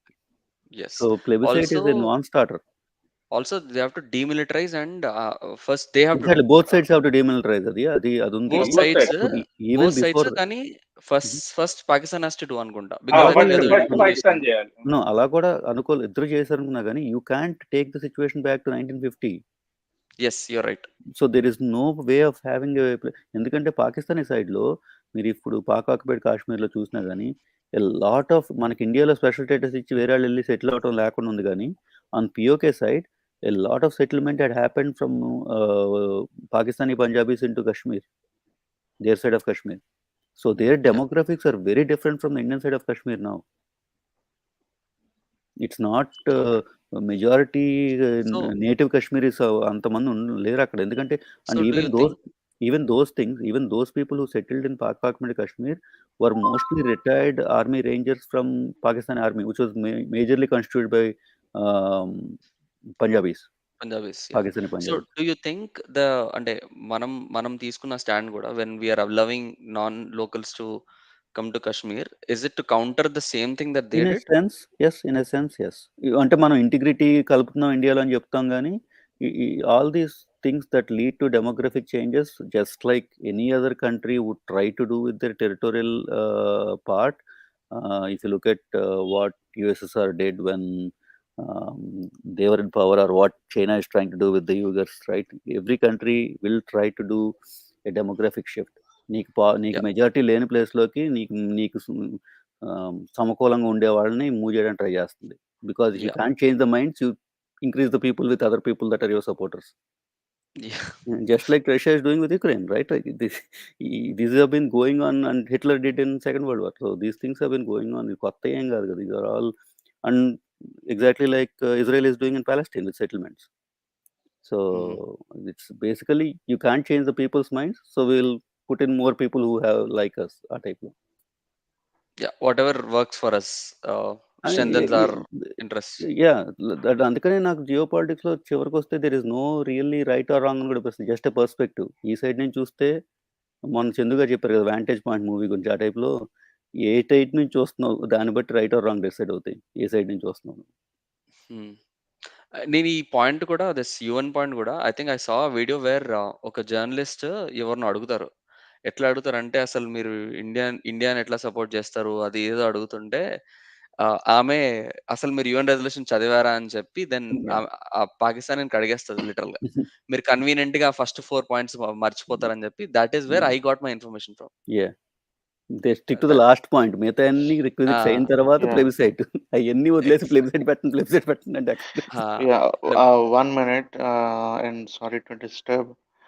Right no అయితే ఇప్పటికి 99 ఉంది subscribers. I want to eagerly know who will be the 100th subscriber of this channel. నేను అవ్వలేదు ఇప్పుడు వరకు. నేను అవ్వలేదు, ఇప్పుడు చేసా. ఓకేనా? 100. Okay. Yeah, I'm your 100th subscriber, bro. Stay forever unless someone else unsubscribes and resubscribes. అయిపోయింది ఒకసారి సార్, ఫస్ట్ ఎవర్ అనేది సార్, ఫస్ట్ సెంచరీ నేను కొట్టా, ఆ తర్వాత ఎవరు కొట్టినా. బట్ ఎనీవేస్ నేను సబ్స్క్రైబ్ అంటే అలవాట్లేదు బ్రదర్, నేను పోయి ఆ బటన్ గంటలు మనం అదే I understand. But still live yeah and yeah ఇక్కడ నాకు ఒక ఇది ఉంది. జస్ట్ క్యూరియస్ ఏంటంటే why China is constantly making a negative vote in అంటే ఇండియాకి యుఎన్ సెక్యూరిటీ కౌన్సిల్లో పర్మనెంట్ సీట్కి ఎందుకు ప్రతిసారి నెగిటివ్ ఓట్ ఎందుకు వేస్తుంది? అంటే వాళ్ళు ఇప్పటి వరకు చెప్తున్న రీజన్ ఏంటంటే ఇండియా ఈ సపోర్టింగ్ టెర్రరిజం ఏదో అని చెప్పి ఏదో కారణం చెప్పాలి ప్రతి ఒక్కరు కూడా నెగిటివ్ ఓట్ వేసిన అది చెప్పుకుని వస్తున్నారు. అది ఏంటి వై వాళ్ళు ఇండియా సెక్యూరిటీ కౌన్సిల్లో పర్మనెంట్ సీట్ వస్తే వాళ్ళకి వచ్చిన నొప్పి ఏంటి? వాళ్ళు ఎందుకు ఇండియాను అడ్డుకోవాలనుకుంటున్నారు? చందు గారు నేను చెప్తాను. ఇది మనకి ఇండిపెండెన్స్ వచ్చినప్పుడు ఐక్యరాజ్య సమితి కూడా అదే 48లోనో ఇప్పుడు 45లో పెట్టారు కదా. అప్పటికి నలుగురు ఉన్నారు మెంబర్స్. 5వ మెంబర్స్ కోసం ఇండియానే ఉండమన్నారు ఏషియన్ కంట్రీస్ తరఫున. అది అయితే నిజమా కాదు, అది నిజమా అండి? అది నిజమా నెహ్రూ గారు that was sent Nehru as గారు such ఏం a proper and చేశారంటే I don't even ఒకసారి believe it. చెప్తానండి. Okay. కాదు వినండి. నెహ్రూ గారు ఏం చేశారంటే నాన్ అలైన్మెంట్ మూవ్మెంట్ లో ఉన్నాడు ఆయన. చెక్ చేద్దాం. దానివల్ల దానిలో వెళ్ళలేకపోయాడు. మేము న్యూట్రల్ గా ఉంటాం అన్నాడు. దానివల్ల దాంట్లోకి వెళ్ళలేకపోయారు. అది ఇండియాకి ప్రాబ్లం అక్కడ వచ్చింది. చైనా రికమెండ్ చేసింది కూడా నెహ్రూ గారే. ఓకే సార్, మరి ఇప్పుడు చైనా ఎందుకు ఇండియాకి నెగిటివ్ ఓట్ వేస్తుంది? అంతే కదా, ఇప్పుడు వరల్డ్ లో అమెరికా వాడి కాంపిటేటర్ చైనాకి ఇండియా థర్డ్ వరల్డ్ లో. Two things. ఫస్ట్ థింగ్, ఇండియాకి వచ్చిన తర్వాత I don't know that, I need to check that. కానీ ఆ చైనా తీసుకుంది కూడా ఫస్ట్ 1950లో the China that was in the security council is not the China that is now. It was offer to Taiwan, ఆర్ఓసీకి ఇచ్చారు, republic of China. Original China అంటే తైవానే. Yeah, దానికే ఇచ్చారు. ఒరిజినల్ చైనా అంటే తైవాన్కి ఇచ్చారు. అప్పుడు తైవాన్ నుంచి పీపుల్స్ పిఆర్సీకి మారింది 1971లో. యా, సో అప్పుడు చైనా కంటే ఈ చైనాకి propose the other government even then నేను I was reading up on something అస్తే even ROC even with Taiwan. నేను నిన్న I was looking at what are the border disputes India have అని చూస్తుంటే India the border dispute with Taiwan. You know why? Because Taiwan still disputes the McMahon line and Arunachal Pradesh being part of India, even though it doesn't have really a territorial border lap again India ki. That and because Taiwan claims the whole of China as being representative of it, right? Taiwan lo undalani kaadu kada when they form. కాదండి, ఇప్పుడు అసలు చైనాని పరిపాలించిన మావోకు ముందు చైనాని పరిపాలించింది ఈ Taiwan లో ఉన్న రాజకీయ నాయకులు పూర్వీకులు అన్నమాట. సో చైనా వాళ్ళు తరిమేశారు, కమ్యూనిస్టులు వచ్చి తరిమేశారు. బేసికలీ సో సివిల్ వార్ అయినప్పుడు ఓడిపోయిన వాళ్ళు చివరికి ఓడిపోయి తైవాన్ వెళ్ళిన వాళ్ళకి తలదాచుకున్నారు. ఆయన లాంగ్ మార్చ్ చేసాడు కదా మావో సెట్టింగ్. రాజకీయ నాయకులందరూ తరువుకుంటూ వెళ్ళిపోయారు. అడ్డొచ్చినోళ్ళు చంపేయటం వల్ల వీళ్ళు భయం వేసి పారిపోయారు తైవాన్. పొలిటికల్ పార్టీ లీడర్స్ అందరు తైవాన్ ఒరిజినల్ తైవానే మా ఒరిజినల్ చైనా అంటారు వాళ్ళు. ఓకే, 1999 కార్గిల్ వార్లో మనం ఇండియాకి పాకిస్తాన్కి అవుతున్నప్పుడు విచ్ ఆఫ్ దీస్ అలైస్ అంటే మనకి బాగా క్లోజ్ గా సపోర్ట్ చేసిన అలై ఎవరు? మీకు ఎవరికైనా గుర్తుంటారు చెప్పచ్చు. ఇజ్రాయెల్. I think Russia. ఏ విధంగా? ఏ విధంగా? కార్గిల్ ది ఆగటానికి మాత్రం one of the major stances was Clinton's decision to talk to Musharraf. వార్లో సపోర్ట్ చేసింది ఇజ్రాయెల్. మనకు ఆయుధాలు కూడా ఇప్పుడు వెపన్స్ పంపిస్తారు, వెపన్స్ బాగానే ఉంటుంది. యుద్ధం అవ్వకపోతే ఏం లాభం? వెపన్స్ పంపించి కొట్టుకుంటా ఉంటాం. ఐ థింక్ నవాజ్ షరీఫ్ ని యుఎస్ కి I think he called up Nawaz Sharif, right? Yeah, Nawaz Sharif, and then they forced Musharraf to pull back up. They happened in conjunction. Indian Air Force entry into the scene at the same time they were bombing. అంటే ఆ పరిస్థితి వచ్చిందండి, నవాజ్ షరీఫ్ కి ఆ పరిస్థితి వచ్చింది. Yeah, he had to go to US and you know ఇతనే నవాజ్ షరీఫే వెళ్ళాడు ఢిల్లీకి మమ్మల్ని కాపాడండి అని. Yeah, it's recorded కదా, like he went and then they intervened and they said okay, peace, don't fight. Clinton మాట వాజ్పేయి అన్నాడు, అయిపోయింది cease fire. Yeah, they said pull back. Ceasefire kaadu kada. They withdrew from the Kargil heights. India got possession of those heights. Ceasefire ante you stop it where it's happening, right? అంటే కాల్పులు ఆపేసాం అంటే మనం వచ్చేసింది. Yeah, వెళ్ళిపోమన్నారు వాళ్ళని వెనక్కి. They withdrew basically. So Although it's an interesting story. I don't know. Correct me if I'm wrong, but I think it all started because వీళ్ళు Siachen glacier ని yeah. చెప్పకుండా ఆక్యుపై చేద్దాం అనుకున్నారో No, something no. Like that. India did the same thing to Siachen what Musharraf wanted to do with Kargil. Yeah, so that's So what we did, and they were winterలో caught. withdraw అయ్యేవాళ్ళు, and that was kind of a no man's land, and India basically took control of the Siachen glacier in winter. Yeah, and that also interesting story ఏంటంటే I think ఇది ఏదో anecdote అయినా నేను ఫ్యాక్చువాలిటీ నాకు తెలియదు, but they ordered winter where from manufacturer in London అంట. The same manufacturer also supplies to Indian Army, it seems. And then that guy gave information to them that why are they ordering these clothes ani. This I saw in a Yeah, YouTube channel. I think I read that somewhere or saw somewhere. Yeah, so మనోళ్ళు ఇంకా smart గా ముందే పోయి they took it off. But yeah, that was a I hope they learned their lesson, but I mean doesn't seem like they did. But I still నాకు ఏం అర్థం కాదంటే when their country's economic position is so bad, they have so many things to do, why are they అంటే వాళ్ళకి ఈ లొల్లు ఎందుకో నాకు అర్థం కాదు. వాళ్ళు పావర్టీతోది దీంతో చేస్తున్నప్పుడు. You can ask the same question to almost every country in the world. Yeah, I mean, but at least when it comes to unless countries like Switzerland who don't maintain an active అలాంటివి ఉంటాయి కదా కొన్ని countries, వాళ్ళకి తప్ప people. That's because no sir, Switzerland doesn't have any disturbed borders. Like I don't think they have any foe around them. So వాళ్ళకి army కూడా ఉండదు. It's a landlocked country kadandi. If you think of it, it should have border disputes with everybody around. But the reason the countries don't have border disputes is they decide fighting over it is not worth our time and resources and energy. So let's form a solution. But do you think India and China cannot solve that? It's an insolvable border dispute. Even Kashmir, do you think it's an insolvable problem? Even going to the most insolvable problem of Israel and Palestine. Do you think all of these are really insolvable? Kashmir, I think, is a lot complexer. I think kind of insolvable. No, none of them are easy. I'm not saying all of them are easy, but none of them are insolvable. Insolvable అంటే ఎప్పటికీ దీనికి solution లేదు అని.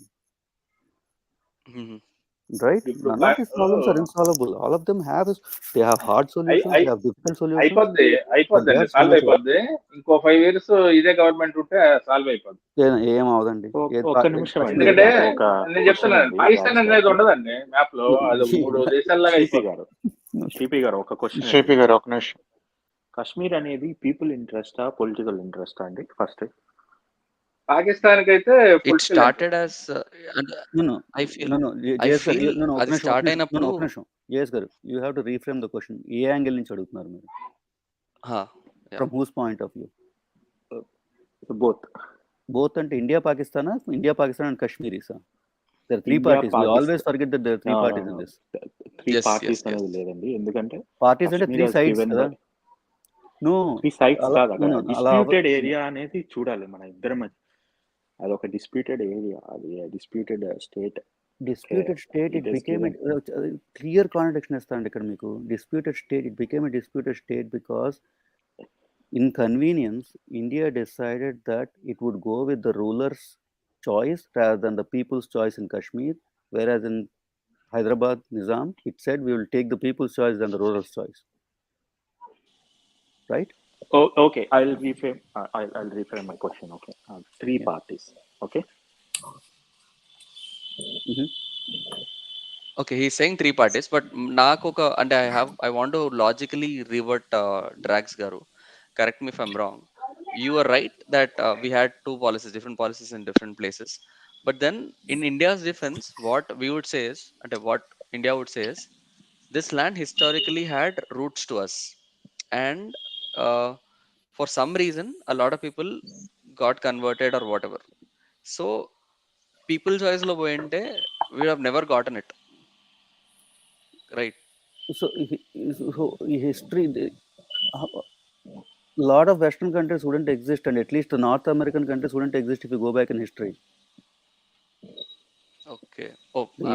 The US wouldn't have basis for existing. Canada wouldn't have a basis for existing if you go back in history that long. Yeah, but I mean the point I'm trying to make is you're going in history even before that, right? You're going back. because Islam is what 18th 8th century. దానికన్నా ముందు వెళ్తే అంత హిందువులేగా అక్కడ ఉంది obviously కాశ్మీర్లో. So అయితే డ్రాక్స్ bro అది historical connect కాదు, మైథలాజికల్ కనెక్ట్ తీసుకొస్తారు మన ఇండియన్ కాంటెక్స్ట్ లో. No, give it a historical connect too. Like before 8th century there was no Islam, right? So technically everyone had to be Hindu or some other faith. They're practicing there. So అది land అక్కడే ఉంటుంది కదా, అంటూ ఉండే జనం అక్కడే ఉంటారు కదా ముందున్నాళ్ళు. But the first go back, obviously Israel, nobody has any claim to contest Israel claims on Israel, Jews claim on Israel then. Yes, but right? the problem is first I think what was happening is they chose to be a separate nation or something, but then from one side Pakistan started to occupy it. Yeah. Now for geopolitical reasons we needed to protect our interests, and they said the ruler came to us saying, hey, know what, నేను ఉందాం అనుకున్నా కానీ మనోడు వేసుకుంటున్నాడు ఇక్కడ నుంచి, so మీరు ఆడుతూ ఉండే కన్నా మీతో ఉండడం బెటర్ అని మన దగ్గరకు వచ్చాడు. Then we did our thing. That even that there was a brief time when he was considering all three options. He was considering, Hari Singh was considering joining Pakistan, India, or staying independent. He was in a dilemma, right? That was very not the time in flux. So in that time, like you said, Pakistan Rangers ఆడలటి నుంచి, ఎందుకంటే even then Gilgit Baltistan was controlled by a small section of the British Army called Gilgit Scouts. The major or whatever rank, I don't know, the guy who was in charge of those Gilgit Scouts was favorable to Pakistan. So he was నాకు అది ఇంత తెలుగులో చెప్పండి, నేను మళ్ళీ నేర్చుకోవడం తెలుగులో చదవాల్సి వస్తుంది అంతా. సో పాకిస్తాన్కి అనుకూలంగా ఉండేవాడు. So they already kind of defected to Pakistan, and from there Pakistani Rangers entered and they were trying to take over and get to Kashmir. They almost got pretty close to Srinagar. అప్పుడు these guys, ఇప్పుడు Hari Singh's options were gone, right? He didn't have అన్ని options లేవు. ఒకవైపు నుంచి కొట్టుకుంటూ వస్తుంది, ఆడి చేతిలో లేదు కదా Pakistan. Drugs and sanity comments లో వస్తున్నాయి, మీరు కొంచెం తెలుగు యూజ్ చేస్తే బెటర్. చూసా అడ్రస్ చేసాం కూడా. అప్పుడు చాయిస్ లో ఏముంది, ఇండిపెండెంట్ గా ఉంటాం, ఇండియాతో జాయిన్ అవటం. ఎందుకంటే Pakistan was taking over, independent ఉండకూడదు. One choice, like you said. So he said at least you will give me some power if I make a friendly, కావాలని జాయిన్ అయితే తీసుకున్నాను, బలవంతంగా తీసుకున్నంత తక్కువ చాయిస్ ఉంటుంది కదా. So he join too, and అది కూడా ఎలా అయిందంటే the prime minister who was Farooq Abdullah, Omar Abdullah తాత, షేక్ అబ్దుల్లా ఉండేవాడు.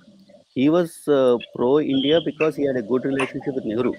And Nehru wanted Kashmir to stay with India because he had Kashmiri roots, right? Okay.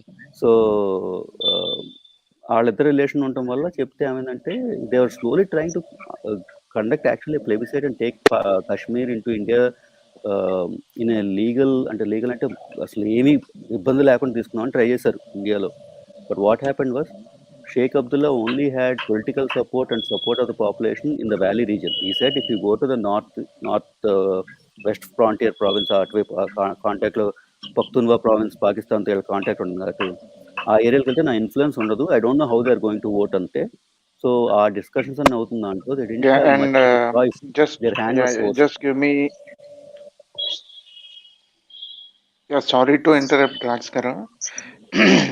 I just want 2 minutes. ఏంటంటే దర్ పీపుల్ అంటే ఒక 20 members ఉన్నారు కాబట్టి మీరు ఏమనుకుంటున్నారు అంటే, సిన్స్ మనం రోజుకో టాపిక్ పెడుతున్నాం కాబట్టి I want suggestions from panel as well as comment section లో ఉన్న వాళ్ళకి కూడా. మీరు కొన్ని టాపిక్స్ సజెస్ట్ చేయండి, అంటే రోజు పెట్టే టాపిక్స్వి.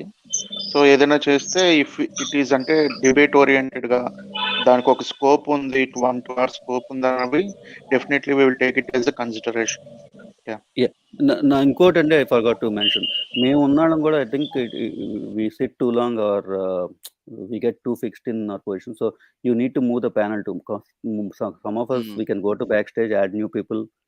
There's no point just 3 of us talking here, right? Yeah, if they are coming, definitely మీరు అదే అడగండి. రావాల్సిన వీళ్ళు మాట్లాడుతున్నారు కదా, మేము ఎందుకు అనుకున్నాం అంటారు. No, there is no fixed panel here. If you have a point, you are always welcome to come and join. Yes, yes, one of yes. us will go to backstage. But no one is trying. Usually ఏంటంటే try చేస్తారు, but no one Okay. Is trying.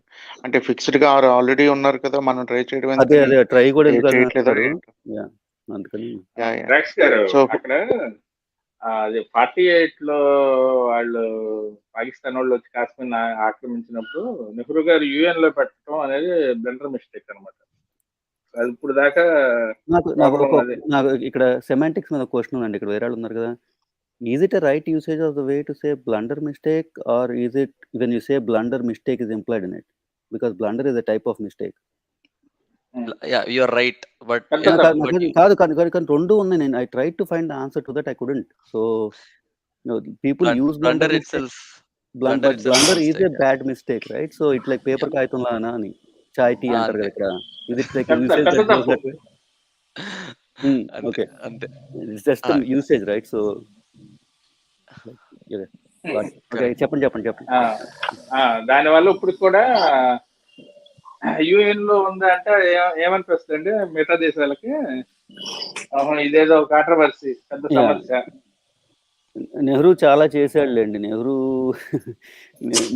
The reason India was stuck in the socialist ideology for such long time was also Nehru. But some goods came out of it, some bads obviously will come out of it. So it's a mixed bag.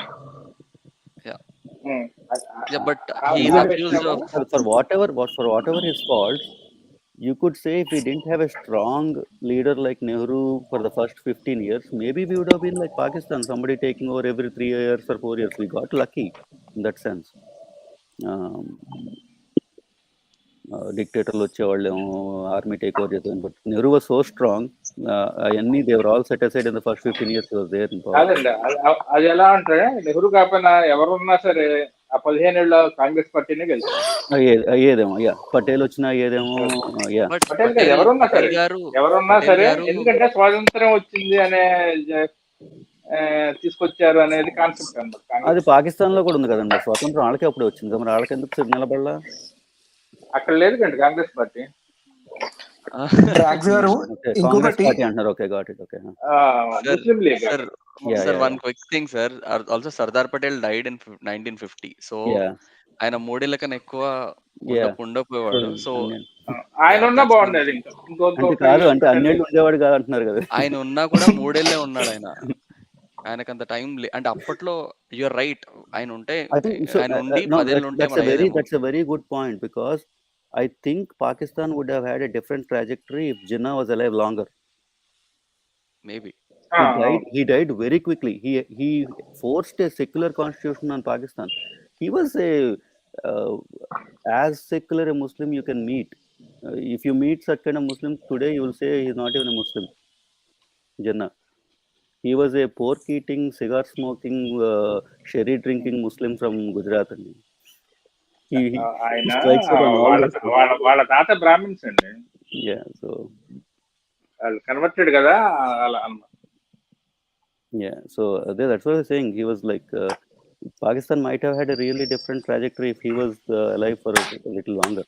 But and the sad part is, when the partition and all these talks were going off, he already was in advanced stage of lung cancer, and his doctor, who was a Hindu, knew it, but they kept it a secret because then the partition would not have happened if Jinnah was not alive.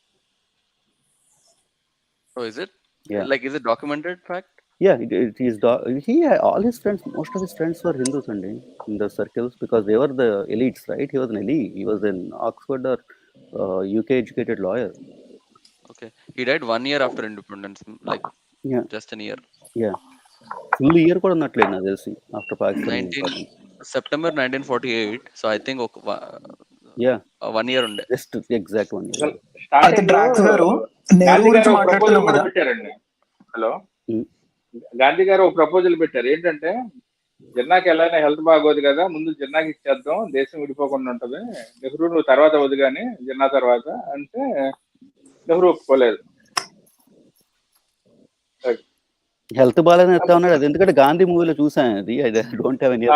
అంటే బాంబే కదా వీళ్ళ base.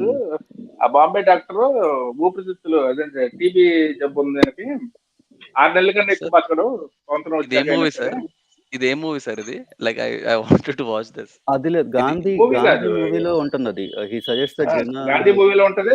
బయట record doctor చెప్పినాయి, ఉండేటొచ్చు. Personal doctor, movie అయితే కొంచెం ఈజీగా జిన్నా చూడొచ్చు డాక్టర్, కదా. జిన్నా పర్సనల్ డాక్టర్ చెప్పింది. ఓకే. బుక్ రాసినట్టున్నాడు ఆయన actually. Let me check it up. I didn't know ఇప్పుడు దట్. అలాగే సపరేట్ అయ్యాక ప్రదేశ్ కాంగ్రెస్ ప్రెసిడెంట్స్ అందరూ పటేల్ ఎన్నుకున్నారు, కానీ గాంధీ అన్నాడు నెహ్రూకి ఇస్తా అన్నాడు. అది మోసమే. ఇది నేను కూడా చూస్తాను. ప్రదేశ్ కాంగ్రెస్ కమిటీస్ అన్ని దే ఓటెడ్ ఫర్ నెహ్రూకి ఒక్కోటే వచ్చింది, ఈయనకి 13 ఓట్లు వచ్చినాయి. పటేల్ గారు. జిన్నాస్ డాక్టర్స్ నేమ్ వాజ్ జాల్ రత్నజీ పటేల్. వాస్తవంగా ఫస్ట్ ప్రైమ్ మినిస్టర్ పటేల్ అవ్వాలి. బ్రిటిష్ వాళ్ళు పటేల్ హ్యాండ్ ఓవర్ చేయాలి ఇండియాని వాస్తవంగా. బట్ ఏమన్నా రీజన్ ఇచ్చిండా వై అని? బట్ అంటే okay, freedom at mid night అనే బుక్ ఉంది. I don't know how many of you read it. It's a fascinating book if you read it ever. I read it like maybe 20 years ago. Freedom at Midnight lo there was a claim made that the Patel's doctor hand over a confidential file pertaining to Jinnah to Patel. So kind Okay, back to the question andi. Ippudu okay, yeah, we didn't even answer the question actually. Yeah. So people interest or geopolitical interest, వీటి based మీద division అనేది జరగాల. Most of the states అనేవి మన ఇండియాలో states form అయింది people interest తోన, political reasons తోన. Initial form అయింది పొలిటికల్ రీజన్స్ అండి, because they were mostly demarcated by administrative pairings, right? Like the Bombay presidency or Madras presidency అలా ఉన్నప్పుడు బ్రిటిషర్స్ కంటిన్యూ చేశారు.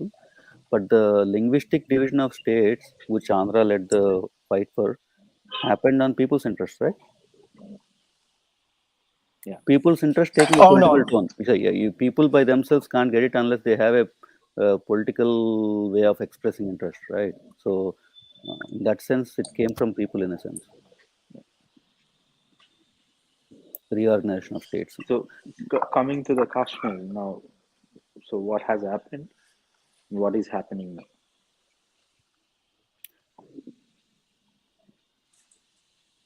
It will be a very unpopular answer if I answer that in India, so I would keep it to myself.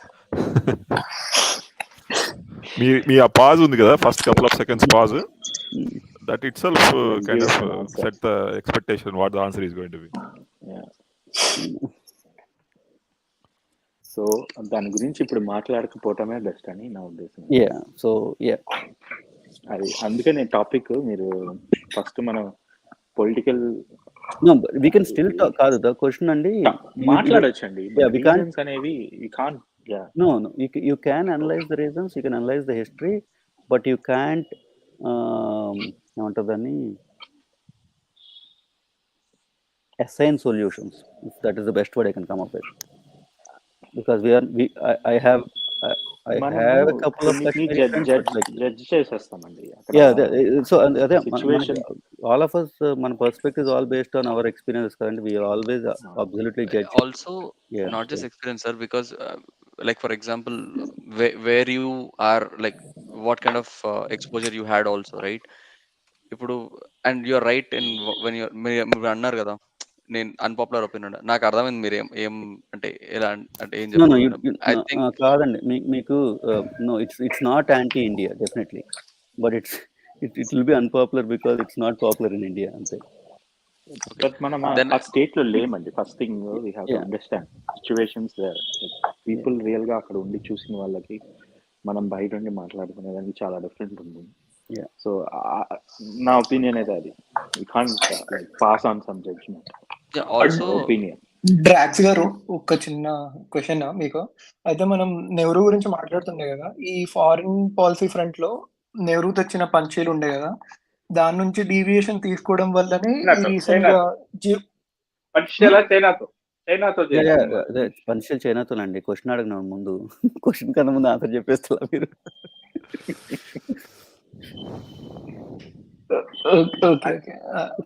అది fail అయిందండి. చైనాతో Panchsheel fail అయింది. లేదు అంటే మనం అది డాక్టరైన్ లాగా తీసుకుంటాం కదా ఫారిన్ రిలేషన్స్ మెయింటైన్ చేసేటప్పుడు పంచీల్. నేను అది చెప్తుండే. అయితే దాని నుంచి డీవియేషన్ తీసుకున్న తర్వాతనే ఈ రీసెంట్ డెవలప్మెంట్స్ అనేవి అన్నీ వచ్చేవన్నీ ఇండియాలో. అంటే అయితే నా క్వశ్చన్ ఏంటంటే బేసిక్గా ఈ డిప్లొమసీ నెహ్రూది ఎట్లుండే అంటే మోస్ట్లీ ఐడియలిస్టిక్ గా ఉండే. అయితే ఇప్పుడు రీసెంట్ జియో పొలిటికల్ కంటెస్టేషన్స్ లో ఆ ఐడియలిజం ఇంకా వర్క్ అవుతుందా రియలిస్టిక్ గా మళ్ళీ నేషనల్ ఇంట్రెస్ట్ బేస్ చేసుకొని వెళ్ళాలా ముందుకి? అదేగా చెప్తుందండి, నెహ్రూ ఉన్న దాని వల్ల చైనా విషయంలోనే నెహ్రూది ఫెయిల్ అయింది కదా పంచశీల. హిందీ చీనీ బాయి బాయి అన్నాడు, అక్కడే ఫెయిల్ అయిపోయింది. అంటే నేను నాన్ అలైన్మెంట్ గురించి కూడా మాట్లాడుతున్నా శ్రీపి గారు. పంచీల్ ఒకటే నాన్ అలైన్మెంట్ కూడా there is a space for certain policies to at least have some breathing space, and there is ఇప్పుడు current situation లో that still the stance that Jaishankar makes, right? Like Jaishankar's stance is that why should we be in any camp? So technically he's saying we are not aligned, right? Yes sir. If you for all the critique of BJP as of Nehru, Jaishankar's stated point in most of his international talks is why should be in anybody's camp? We are our own camp. That's exactly what Nehru said, if you look back. My point అండి, నేను చెప్పాలనుకుంటుంది ఏంటంటే now past gone past, now what ever happen because of Nehru అది అయిపోయింది, జరిగిపోయింది. దానివల్ల దానికి root cause ఆయన అయి ఉండొచ్చు, but there are so many instances ఇప్పుడు జరుగుతున్న సిచ్యువేషన్స్కి అన్నిటికీ రీజన్ అది అయి ఉండొచ్చు. కానీ what is the corrective action? ఇప్పుడు నా కరెక్టివ్ యాక్షన్ అంటే మనకు తెలియదు, కానీ నేను నా ఒపీనియన్ అయితే నేను చెప్తాను. Because I don't know the actions, but opinion అండి, మనం ఇక్కడ మై ఒపీనియన్ ఇస్ షేర్ చేసుకోగలుగుతాం, కానీ my opinion is not in none of us are in a position to change policy. Exactly. So ఇప్పుడు మన భారత్ లాంటి దేశం ఇప్పుడు కరెంట్లీ మనం ఒక పెద్ద, I think we are emerging as a superpower. Not immediately, but we will be there. In all aspects, we are doing well. No. You have to define what is a superpower. The superpower define. Okay. If you put it like that, then I can't say. I'm saying economic situations are getting so it's just better. a feeling. We are getting. We are just in transition, Venkatesh. Yeah. I think so RRR getting an Oscar nomination. Just kidding. But నేను ఏమంటానంటే మన situation చాలా better ఉంది. మన folk ఇప్పుడు for example compare to Pakistan for example, I mean వాళ్ళు అసలు మనతో ఎందులోనూ అంటే కంపారిజన్ లో కూడా లేరు. నా పాయింట్ ఏంటంటే యుద్ధాలు ఏదో మనం అఫోర్డ్ అని చేయగలుగుతాం. ఆ పక్కడు వాడుతున్నాడో వాడికి అఫోర్డ్ కదా, వాడికి తిండికి కూడా లేదు. సో వాడి వెల్ఫేర్ గురించి చూసుకొని వాడు ఫోకస్ చేసుకుంటే ఐ థింక్ ఈ పీడనే ఉండదు. India is still in a position to make some statements or claim some things or whatever, right? వాళ్ళ ఎకనామిక్ సిచ్యువేషన్ అలా మైట్ బట్టి, అంటే మన మైట్ అట్లా పాకిస్తాన్ లో ఆ పొలిటికల్ పార్టీస్ ఇండియా పేరు లేకపోతే, ఇండియా పేరు కాశ్మీర్ పేరు లేకపోతే అక్కడ పొలిటికల్ పార్టీస్ టాపిక్ గురించి డైవర్ట్ అవుతున్నాం. But what I want is now Chandu పెట్టిన టాపిక్ లో అడ్వర్సరీస్ కి అలైస్ కి ఇప్పుడు మీ ఉద్దేశంలో ఏ కంట్రీస్ అనేవి అడ్వర్సరీస్ ఉన్నాయి మనకి India as of current today? Okay. Again, it's not a general blanket question అడగలేమండి, because there no country is opposing to India in everything. No, geopolitical interest lo chustunnamanడి. But one country everybody agrees geopolitical interest. So what are our geopolitical interests? See, current situation లో కాశ్మీర్ అనేది UN లో పెట్టినప్పుడు who is supporting, who is not supporting, అది ఒకటి వస్తుంది. Plus మన business ఎవరు support చేస్తున్నారు మన ఇండియా సూపర్ పవర్ గా అవటానికి? సార్ ఐ థింక్ 1 minute అండి, బిఫోర్ ఆన్సర్ అరుణ్ గారు, సారీ అంటే మీకు చెప్పకుండా ఒకసారి తీసాను, ఎందుకంటే just to make a statement and after that మీకు మళ్ళీ యాడ్ చేస్తాను. కామెంట్ సెక్షన్ లో ఎవరో RR అనే మెసేజ్ పెట్టారు, 3 సబ్స్క్రైబర్స్ తగ్గించాను, రిపోర్ట్స్ పడతాయి. All the best bro, try చేయి. మాక్సిమం ఎన్ని రిపోర్ట్లు పడితే ఇది వేగంగా క్లోజ్ అయితే నేను వేరే ఛానల్ ఓపెన్ చేసుకుంటాను. Bye. For what time pass? Time pass కాదు, really he made it. It gone back to 97. I don't damn care about it bro. Bye. Okay. But who is RR? ఎక్కడ చూడలే comment అసలు. No it's RR అని ఆవిడ పెట్టాడు. Okay. 0 చేయి bro, నువ్వు మొగడు అయితే. సార్ ఐ థింక్ మీరు దాన్ని అసలు పట్టించుకోకండి. ఎగ్జాక్ట్లీ. సో మనం పాయింట్ లోకి వెళ్తే ఇక్కడ ఎవరు ఎవరు అడ్వర్సరీ అన్ని మన 2 countries definitely everybody on the panel I think will agree, which I think Indian point of వ్యూలో they are adversaries are one is Pakistan, one is China for sure. అది కన్సెన్సస్ వన్ బిగ్ కంట్రీ అండి who can influence. అది maybe అది మనకి కనపట్టలేదో, మరి మనం చూడలేదో కరెక్ట్ గా. అమెరికానా? No, Turkey and Malaysia. Country చెప్తాను. ఖతార్ కూడా మనకి బాగా వ్యతిరేకం చేస్తున్నారు. ఖతార్ అది డిఫరెంట్ అండి. They cannot, but most influence people. అదే చిన్న దేశమే. నేను ఐ అగ్రీ విత్ శ్రీపి గారు ఇక్కడ. ఎందుకంటే Turkey and Malaysia might make more noise, but Qatar is more insidious. They control Al Jazeera, right? That drives a lot of information sharing in broadcasting anta aa chetulo pettukunnaru. Yeah, so Turkey might make all the noise it does in UN and speech level chidochi Erdogan gadu, but nobody cares in the end, right? Well, అది back end చేస్తుంది అనుకోవాలండి. Back end మనకి they don't have the financial muscle in Turkey as much as Qatar has. అదే అండి. అది back and financial support అనేది ఎక్కడి నుంచి వస్తుందంటే టర్కీ, ఖతార్ నుంచి వస్తుంది. వాయిస్ అనేది రూట్ కాజ్ నుంచి డిస్కస్ చేస్తాం. వాయిస్ ఎవరు రైజ్ చేస్తారండి? The reason Turkey also gets an outsized influence in international forums is because of its geographical location. Turkey అక్కడ లేకుండా ఉంటే ఎవడు పట్టించుకున్నాడు కాదు. It is right at where transcontinental transcontinental కాబట్టి కంట్రీ ఇంపార్టెన్స్ బాగుంటుంది. ఇప్పుడు మనకి రష్యా నుంచి ఆయిల్ వస్తుంటే వాళ్ళు ఆపుతున్నారు షిప్లు, తెలుసా మీకు? ఇది Bosphorus straits sir, they have control over the Bosphorus, right? Black Sea మీదుగా వస్తే వాళ్ళు ఆపుతున్నారు. బేసిక్గా ఒక క్వశ్చన్ క్లారిఫై చేయాలి. ఏంటంటే ఎనిమీస్ అండ్ ఫోర్స్ అంటే బేసిక్గా in the context of what అంటే బేసిక్గా ఏం జరిగితే ఎనిమీస్ అని ట్రీట్ చేస్తున్నారు, ఏం జరిగితే లైక్ ఫ్రెండ్స్ అని కన్సిడర్ చేస్తున్నారు ఈ కరెంట్ పొలిటికల్ సిచ్యువేషన్ లో? అరుణ్ రాజు, టెక్నికల్ గా ఎనిమీ కంట్రీ అంటే India is currently at war with. అందుకని ఎనిమీ అనలా, allies and adversaries. సో దాన్ని డిఫైన్ చేయండి ఒకసారి. అంటే బేసిక్ గా who you would consider, I mean what is the definition of an ally? So నా డెఫినిషన్ ఏంటంటే an ally is a country which results in a net benefit to us, right? We might have differences of opinion, but net benefit మనకు ఉంటే వాళ్ళ వల్ల it's an ally. A country like Russia or Israel. Russia, Israel. అలా అని China కూడా adversary అని మనం direct గా చెప్పలేం కదా. నెట్ బెనిఫిట్ లేకున్నా. Exactly, that's why I can't. At this point I can't.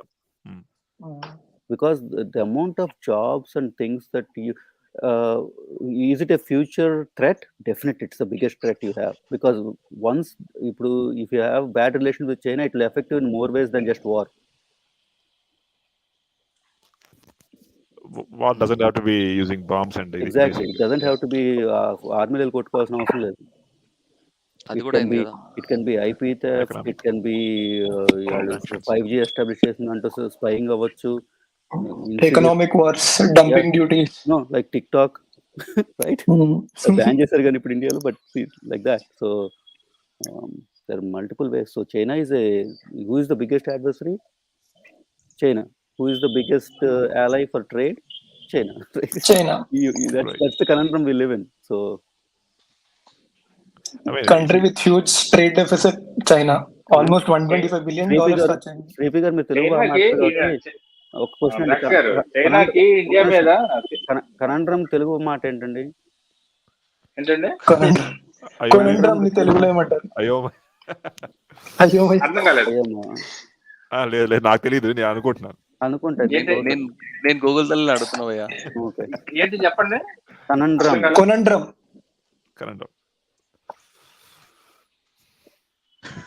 Irony అనొచ్చు బేసిక్ గా మీరు కనండ్రమ్ అంటున్నారు. ఇట్స్ అ కన్ఫ్యూజింగ్ డిఫికల్ట్ అంటే చిక్కుముడి లాగా. చిక్కుముడి చెక్కమక్క అని ఇచ్చాడు ఇక్కడ చూస్తున్నా. అదే చిక్కుముడి సార్. ఓకే, చాలా కష్టమైన ప్రాబ్లం. ఓకే ఓకే చెప్పండి. వాస్తవంగా చైనాకి ఇండియా మీద చాలా కోపం ఉంది, కానీ వాళ్ళు బయటపడట్లేదు. పడుతురు కదా సార్, లిటరల్ కొట్టుకుంటూ వాళ్ళ సైనికులు మన సైనికులు కొట్టుకునే వరకు వచ్చింది. చిన్న చిన్నది. మీకు మావో ఒకటి చెప్పాడు, ఏంటో తెలుసా అండి, శత్రువుతో ఎప్పుడు తగాదా ఉంటే వాడు ఇంకా ముందు ప్రొసీడ్ అవ్వడనే ఉంది సార్. మావో చెప్పాడు, అదే ఫాలో అవుతున్నారు ఇప్పటికి. వాళ్ళు మావో చెప్పిందే ఫాలో అవుతారు. నాకు తెలిసి ఐ థింక్ చిన్నదేం కాదు, ఆఫ్టర్ ద ఇండియాతో కాదు పక్కన ఉన్న కంట్రీస్ అన్నిటితో తగు ఉంది వాళ్ళకి. సౌత్ కొరియాతో ఉంది, జపాన్ తో ఉంది, మలేషియా సింగపూర్ తో ఉంది, ఫిలిప్పీన్స్ తో ఉంది. ఇటు వస్తే ఒక వియత్నాంతోనే సరిగ్గా ఉంటారు వాళ్ళు. లావోస్, అలాగా ఆ సౌత్ చైనా సీ అంతా మాదే అంటే మీరు అందరితో ఉంటాయి గొడవ. అదే చిన్న దేశాలు కాబట్టి ఏం చేయలేకపోతున్నారు వాళ్ళు. అది సో అంటే వాళ్ళు ఒక సౌత్ చైనా సీని క్లెయిమ్ చేస్తే దానికి సంబంధించిన వాళ్ళందరూ ఆటోమేటిక్ గా they become all of it becomes territorial, right? Then so నా క్వశ్చన్, ఇక్కడ క్వశ్చన్ వస్తుంది, when you are counting allies and adversaries, is it only territorial disputes that cause allies or adversaries in the world, or are there other issues? లేదు, basic గా political motivation. I mean, biggest చూడాలంటే US and Russia, right? Or China, they don't have any territorial disputes. They are the biggest adversary we see in the world. So I కాకుండా అంత major players లో కాకుండా smaller players లో are there any disputes that arise out of non-territorial disputes? I mean, ఒక question నాకు, territorial disputes అంటే నేను ఏమంటానంటే, ఒక దేశం ఉంది, దేశంలో ప్రజలు ఉంటారు, నాయకులు ఉంటారు. టెరిటోరియల్ డిస్ప్యూట్ ని లేవనెత్తేది ప్రజల నుంచి వచ్చి నాయకులకు వెళ్తుందా, నాయకులు వాడి ప్రామినెన్స్ ని పెంచుకోవడానికి వాడు ఆ ఇష్యూని రేస్ చేసి ప్రజలను అది రెచ్చగొడుతున్నాడా, అది రెచ్చగొట్టి అది కల్ట్ కింద ఫామ్ చేస్తున్నాడా? ఐ మీన్ అదొక క్వశ్చన్ ఉంది కదా. That is something we have to ask also కదా. జనాలు ఇప్పుడు ఫర్ ఎగ్జాంపుల్ ఒక group of people over a period of time oppression గురయ్యారు అనుకోండి, that is a natural reaction. చెప్తాను ఒకసారి. చైనాకి ఇప్పుడు ఎక్స్పాన్షనిజం ఉందండి వాళ్ళకి. ఇప్పుడు ఎవరున్న ప్లేస్ లో చైనా వాళ్ళు గొడవలు పెట్టుకుంటూనే ఉంటారు పక్కన ఉన్న దేశం. అది ఆ ఎక్స్పాన్షనిజం అనేది మైండ్ లో ఉంటే ఆ దేశం అలానే చేస్తారు వాళ్ళు. ఐ మీన్ నాకు అర్థం కాదు ఏంటంటే, ఇప్పుడు వాడు సుఖంగా ఉండడు, ప్రపంచం సుఖంగా ఉండదు. వాట్ ఈస్ ద పాయింట్ అనేది నాకు అర్థం కావట్లేదు అక్కడ. అవునవును, అదే కావాలి వాళ్ళకి. అంటే నా ఉద్దేశం ఏంటంటే దాని కనుక ఇంకేదైనా పాయింట్ ఉందేమో అని. బేసిక్ గా ప్రజల దృష్టి వీళ్ళ మీద ఉండదు, అప్పుడు నాయకుల మీద ఉండదు, వీళ్ళు చేసే తప్పులు కానీ ఏదైనా వాటి మీద ఉండదు. యూజువల్ గా అలాగే స్టార్ట్ అవుతాయి నాకు తెలిసి, but I might be wrong here. It all boils down to one person ego అని నా ఉద్దేశం. But yeah, but I mean not every case is like that, but it could be case. I mean recent times లో మనము nuclear డిటరెంట్స్ అన్ని invent చేసాము. అందరూ ఎవరికి కావాల్సిన ఆర్సనల్ వాళ్ళు ప్రొక్యూర్ చేసుకున్నారు, just because they want to avoid. I mean ఇప్పుడు ఫ్యూచర్ లో వార్స్ జరుగుతాయని అనుకోవట్లేదు, అంటే లైక్ ఏదో మ్యాసివ్ స్కేల్ జరుగుతాయని అనుకోవట్లేదు. ఎందుకంటే ప్రతి ఒక్కరికి వాళ్ళ ఓన్ అలైస్ ఉన్నారు, వాళ్ళ ఓన్ ఆర్సనల్ ఉంది. జస్ట్ బికాస్ యూనో ఉన్నాయి కాబట్టి people know it's not feasible to go automatically ఒక వార్కి వెళ్ళిపోయి సాధించడం అంత ఇంపార్టెంట్ కాదు. బట్ ఎప్పుడైనా కాన్ఫ్లిక్ట్ వచ్చినప్పుడు, ఫర్ ఎగ్జాంపుల్ రష్యా తీసుకోండి. I mean, I don't know what's the point is. Russia is already a massive country, basically. ఒక చిన్న రీజన్ అనెక్స్ చేసుకోవడం, దానివల్ల I personally think Putin is trying to అతని లెగసీని continue చేయాలి, అతని గురించి ఫ్యూచర్ తరాలు మాట్లాడుకోవాలని కంటిన్యూ చేస్తున్నాడని నేను అనుకుంటున్నాను. But again I don't no. ఆ రష్యా, అరుణ్ గారు, రష్యా ఫైటింగ్ లో అర్థం ఉందండి. ఎందుకంటే ఈ ఉక్రెయిన్ అనేవాడు నాటోలో చేరిపోతే ఇది పక్కన బల్యం అయిపోతాడు. శ్రీపి గారు, రష్యానే నేటో జాయిన్ అవ్వాలని విశ్వ ప్రయత్నాలు చేసింది కదండి. ఇంకా ఇంకేముంది, అంతా ఒకే గుడి పక్షి అయిపోతారు కానీ రష్యా నాటోలో గెలిస్తే the problem Putin has is ఇంకేముండదు కదా, అంతా వన్ సైడ్ అయిపోతుంది. It's okay in one sense right, అందరూ ఒక సైడ్ ఉండి గొడవ పోతే. నేను అనేది ఏంటంటే the point Putin has in that sense is that he try to join NATO and US played dirty with him, right? They kept him waiting, then they said no, మేము రాము. US has a significant amount of fault on their side in this conflict. It's not like US అంటే దాంట్లో మళ్ళీ Ukraine ఎందుకు join చేసుకోలేదంటే US was fighting. అది ముందు NATO join అయిపోతే గొడవ ఏది కూడా కాదు. దెన్ నేటోలో ఉన్న కంట్రీస్ ఒప్పుకోలేదు దాన్ని జాయిన్ అవడానికి యుక్రెయిన్ ముందు. సో రష్యా ఒకటే అంటుంది నువ్వు నాటోలో చేరద్దు అంత, అదొకటే అంటుంది. దానికి ఒకటే కాదులే కండి, వాళ్ళకి కావాల్సిన గవర్నమెంట్ కావాలి. అక్కడ కొంచెం అపోజిట్ గవర్నమెంట్ ఉంటే దే ఆర్ నాట్. ముందు 2014 ముందు the reason they came to Crimea was Russia prone అని ఓవర్త్రో చేశారు కదా. పోర్షన్ అంటే ఏదో పేర్లు కూడా గుర్తున్నాను. కొన్ని క్రైమియాలో ఉన్నారు, ఎందుకంటే వాళ్ళకి బేస్ ఉండేది, బ్యాక్ సీ ఫ్లీట్ ఉండేది అక్కడ. సో ఆబ్వియస్లీ ఉక్రెయిన్ లో కూడా ఉన్నారు చాలా మంది రష్యన్స్ కి, చాలా మంది రిలేషన్స్ ఉన్నాయి ఉక్రెయిన్ లో, direct relations. It was like almost like a second home for a lot of Russians. Russian is a second language for a majority of Ukrainians. So it's not like very completely different country అని కాదు. But ఎలాంటిది what ever reason తప్పు ఉంది ఇటువైపు కూడా, but it doesn't justify an invasion and war. That's the whole point. డాక్స్ గారు, ఏదైనా అమెరికాకి చెక్ పెట్టాలంటే రష్యా ఉండాలండి, లేకపోతే యూనిపోలార్ అయిపోతుంది. అమెరికాకి ఎక్కడంతా ఇప్పుడు మల్టీలాటరల్ వరల్డ్ అయిపోతుందండి ఇప్పుడు. All other countries and economies are rising up. America doesn't have the same power it had before. So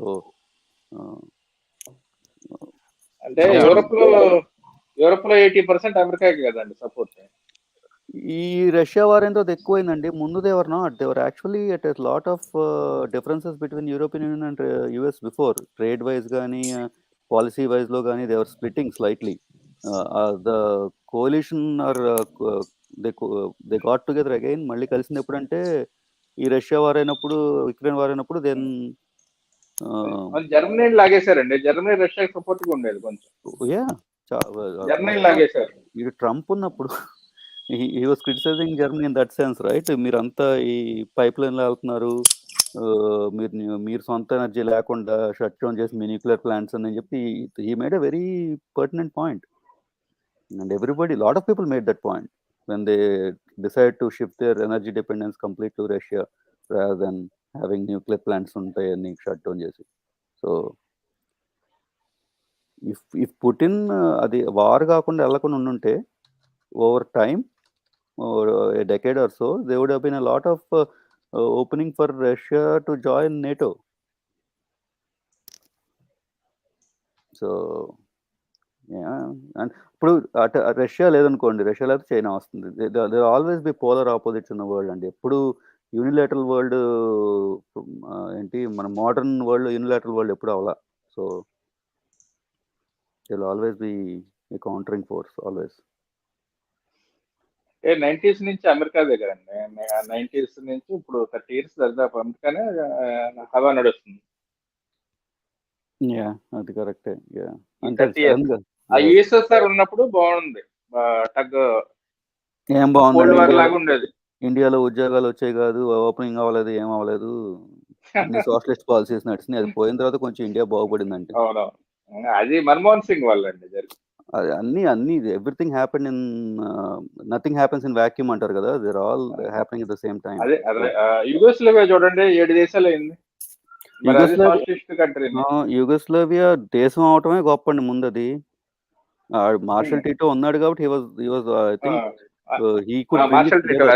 వాడే కదా నెహ్రూతో పాటు Tito, Suharto and Nehru. So ఆడున్నాడు కాబట్టి యుగోస్లావ్ ఫామ్ అయింది. Yugoslav was not a country before. So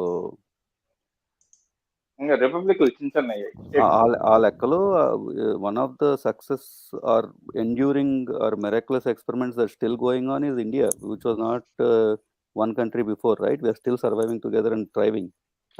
That's the important part. అనే సరే no no అవ్వకూడదని కాదు. ఇప్పుడు యుఎస్ లో చూసినా కానండి, even the states are so diverse in their politics, right? Like if you live in California and if you move to Texas, right, 2 of the biggest states, the culture is so different, and it is ఏమంటారని మన coexistence కి ఒక ప్రతీక. People are still trying to, ఎన్ని differences ఉన్నా కానీ కలిసి ఉంటున్నారు ఒక కంట్రీలో అనేది. అది చాలా ఆశ్చర్యమే బేసిక్ గా. ఎన్ని లాంగ్వేజెస్ ఉన్నాయండి బాబు. First of all language is one of the language, cuisine, cultural గా nowadays it's a beautiful experiment. I tell anybody, ఇక్కడ ఎవరిని కలిసినా కానీ I tell them you should visit India for and travel, not Bombay కో ఢిల్లీకి రావటం కానీ. కల్కటాకి వెళ్ళి వెనకాల స్లమ్స్ ఫోటో వీడియోలు తీసి తీయడం కాకుండా it's a study in contrasts, right? Everywhere it's a study in contrasts. మీకు ఒక 5 years లో పాకిస్తాన్ 3 ముక్కలు అయిపోద్దండి. అది ఒక 10 ఏళ్ళ నుంచి అంటున్నాంలేండి. లేదు ఈసారి అయిపోతుంది, ఎందుకంటే తాలిబాన్స్ కూడా వాళ్ళు సపోర్ట్ చేస్తున్నారు. నేను 2000 అండి బలూచిస్తాన్ వచ్చేస్తుంది ఇంకో 5 ఏళ్ళలోని. పాకిస్తాన్ నుంచి బలూచిస్తాన్ సెపరేట్ అవటం, ఇండియాలో అమెరికాలో ఇండియా వాళ్ళు గ్రీన్ కార్డ్ రావటం ఒకే టైం పడతాయి. బలూచిస్తాన్ హిస్టరీ ఏంటంటే కాశ్మీర్ లాగానే అది సపరేట్ స్టేట్ అండి. ఒక రాజు ఉండేవాడు, దాన్ని బలవంతం కలుపుకున్నారు పాకిస్తాన్.